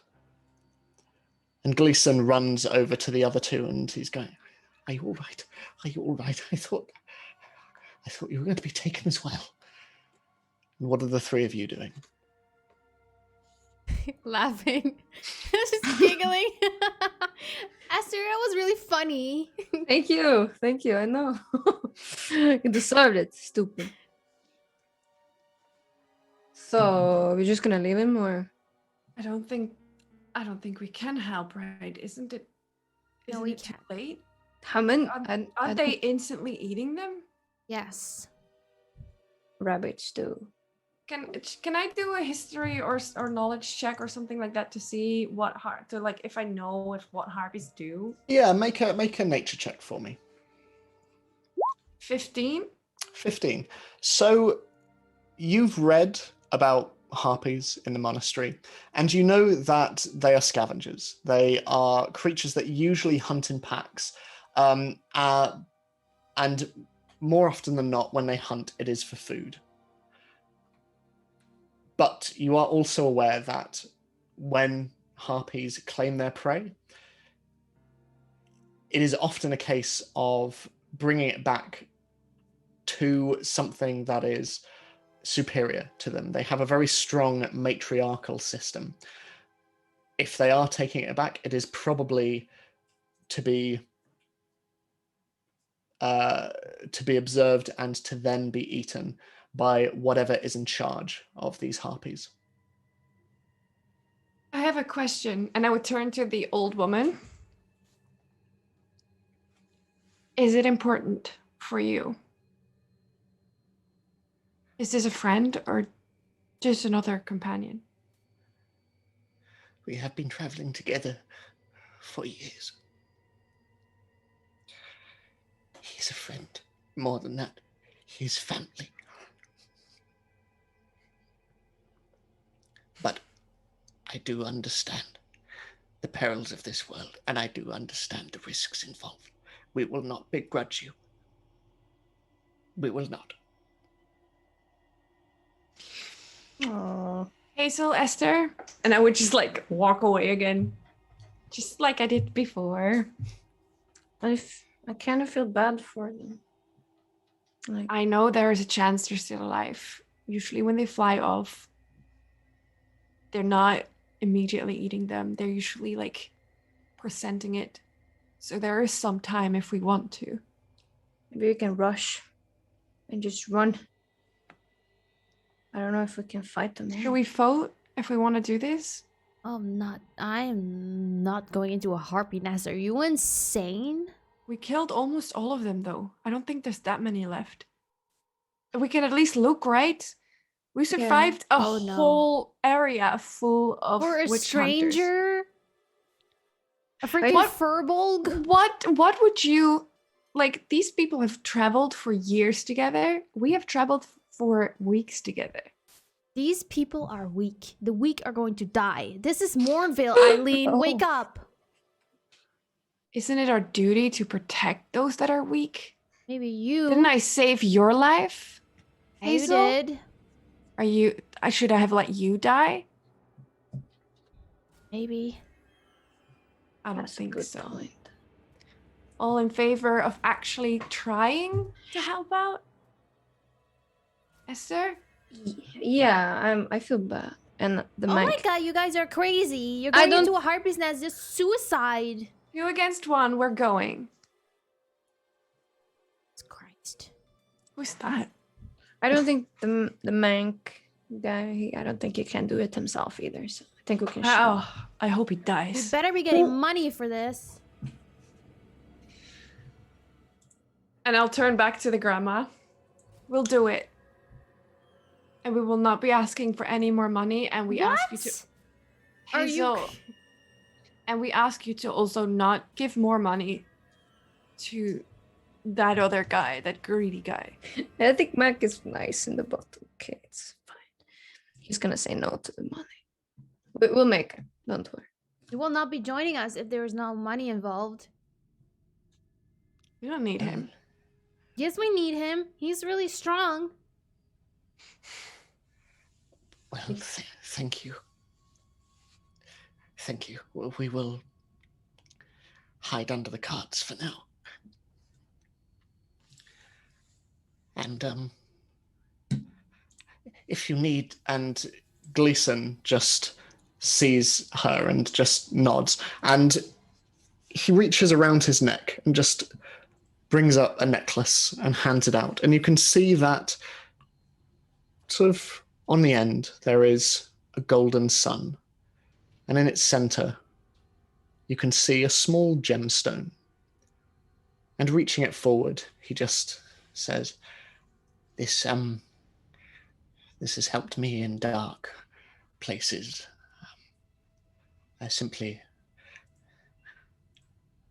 say Lathander's name and it'll light the way. Okay. And I would take it. We will wait here for you. And I'm gonna be looking at the younger lady. Mm-hmm. And I'm just gonna like look at her kind of expectantly. You see that she's like hurt, and you can see that she's still nursing her shoulder. But as she looks up at you, she just says, I can look after them.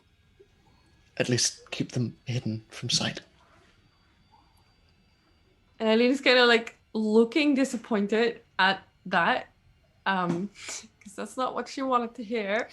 But she will ignore it and just go turn back around. So as Ayleen walks back towards the two of you, Hazel and Esther, and even now, Hazel, as you stand there, the strange, almost godlike presence in your mind continues to just reverberate around your brain. And you have to shake it a couple of times, but it's hard to forget. As Ayleen just strolls back towards you, away from the carts.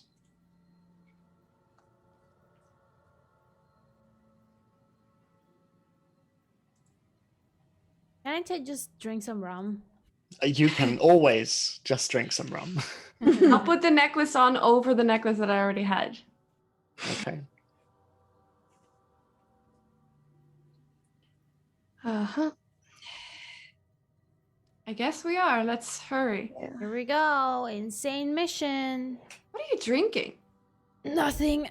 Is that rum? That's Can I water. taste? Can I taste? Yeah, you can taste it. That's not. This is not. And I would try to grab the alcohol out of the hand of glass. Hey! No! Make I want to make try. a Give it po- Everyone make a dexterity check for me. 19.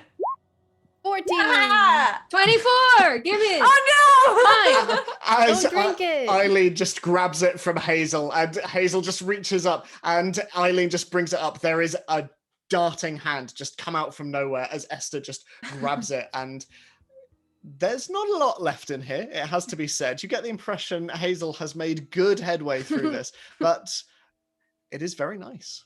Ooh. It's very nice. Ooh. You should drink it. Yeah, The whole I- bottle. Yeah, I drink the whole bottle. I just gulp it. Damn, this is good. Delicious. Yeah, I've never had this before. Oh god. Ooh. Oh, that is really You nice. guys are absolutely. And now we just start walking. What? So, You think we're insane? You want to go to the harpy nest? Who's insane? I'm ignoring it and I just keep on walking. so if everyone can make survival checks for me as you make your way through the unnamed woods, deeper and deeper.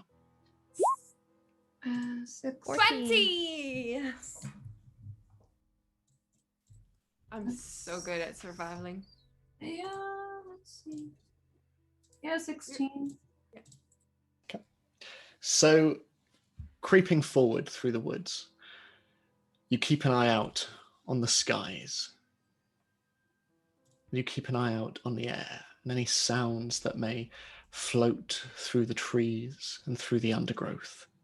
It is dark in here, almost impenetrably so, and you continue on deeper and deeper and deeper. And as you make your way in, after some time of moving through the woods, while you do not see a body, you see a very familiar, very shiny head just moving ahead of you, moving through the woods with a crossbow just ahead of him as Mank stalks the woods.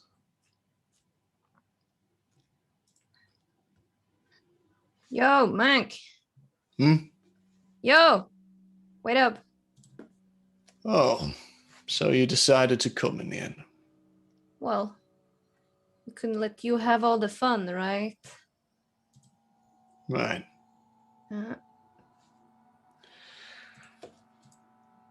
We all going as one happy family then? Oh. I guess, yeah. Are you gonna take all our money or what? What is this obsession you have? I don't understand. You don't come from a place with a lot of money, do you? We never really were familiar with money ever, and I don't see the point really in having it yet, except from getting fine things and such, but you can find it here in the forest too, right? Fine things, right? Where are you from? I recognize the design of your armor. You do? Yeah, I do. How? You answer my question, We I'll don't- answer yours. We don't really. I'm from somewhere where we don't really meet a lot of people outside of where we are from. That's not an answer. It's very strange to me that you know about this. All Where- right. I'm from the Heartland Forest. I'm not telling you anything else, but from around there. Strange for an elf to be so far from the Heartland Forest, wouldn't you say? Yes, maybe. You must have really fucked up. And as he says this, there is a... and you feel the leaves on the trees above you start to hurricane all around as the trees almost begin to sway. It is as though the wind itself moves backwards and forwards and backwards and forwards until you realize that it is not the wind at all. Because above you, the moonlight is suddenly blocked out, and looking up, you see wings. Giant wings moving in the same direction as you. And attached to them, almost as large as a giant, you see a terrifying, hunchbacked creature. Humanoid and female, with an emaciated, naked torso giving way to feathered legs and giant grasping talons, and where there should be arms, there are giant black wings, and crowning a pale and sunken face, you see that there is a crown made of thorns and branches that dig into the forehead, with dried blood coating down greasy black hair. And this creature is just flying above you, flying in the direction of where you now walk, before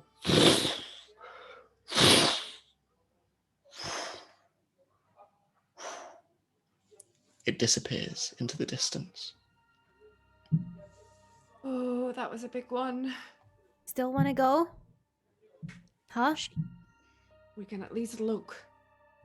Or, hear me out, we could just say that Bertie was dead on arrival, go back, still get a paycheck. You're so You're smart. funny, man. Why? Stop. That's rude. I Esther is mean- money. And even Disgust me. What, do you want to face that thing? If I wouldn't want to face it, at least I wouldn't ask for money for it.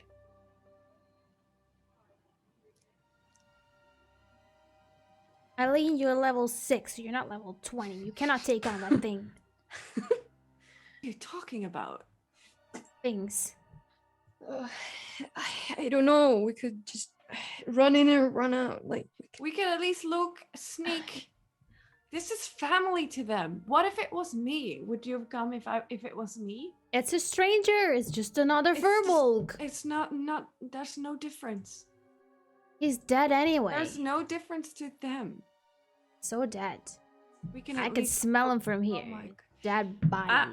I would just at this point just keep on walking.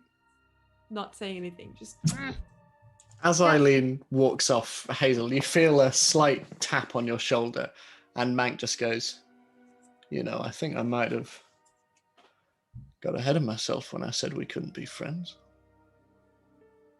But we are friends, right? Apparently so. Yeah, that's what I thought. So, you gonna go with your friend, or you gonna sit tight like me? Well, I mean, you're both my friends, right? So, we should stick together. That's what friends do, right? They stick together and stuff through hard times, things. Make a persuasion check. 1. He just kneels down, smiling, and first rule of going it alone, little one. You gotta look out for yourself. And with that, he just sits back on a nearby log and, resting his crossbow, crosses his arms and just goes, well, I'll wait. I was going to go, but I don't fancy my chances, and I don't fancy yours now, so I'll give you an hour. And if you're not back by then, I'll just say you're all lost in the fight. you're awful, man. Well, He has a point. This is No, he suicide. does not, Hazel. Why Hazel, do you Esther, think you it's not? coming? Yeah. Wow. Hazel, you can stay here if you want to, but if you were the one flying Okay, away, I'll say. if you were the one flying away, we would come after you. Okay? Just. so That's you know. nice to know. I wouldn't come after you. That Sorry. is okay. That is rude, and I'm I wouldn't very come after your disappointed dead in body. you. I'm very disappointed in you, and I will go now. Goodbye. Bye. And as Esther reaches me, I'd be like, "Where's Hazel?" She's, I don't know, brainwashed or something. I can't go without her. I have to stay with her. That dude, the elf man, stupid head, bald head. He's gonna be there. Should And I we guess murder they're gonna him? be fine. No. I don't know.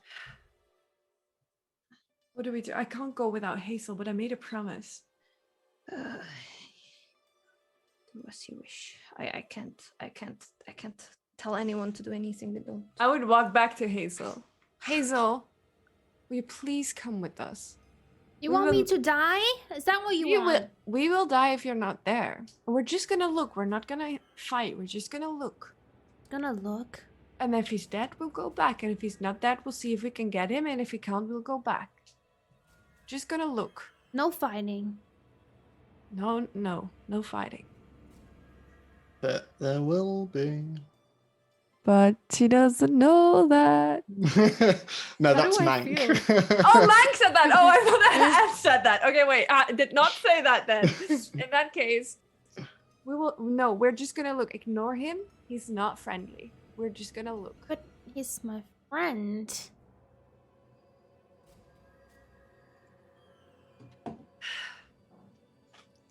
But I'm your longer friend. Yeah, that's true. So let's go. That's a good point. Yeah, kind of. Okay. And I'll grab you by the hand if you'll allow me. And Yes. start walking. Yes, please. So I'll walk with you by the hand. So Okay.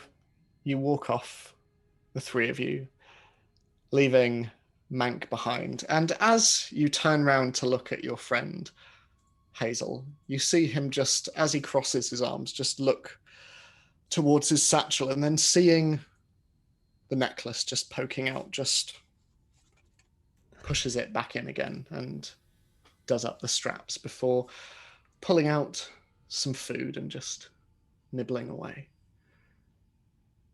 But as you continue deeper and deeper into the forest, towards the direction of the giant winged creature, that's where we're going to end this week's episode.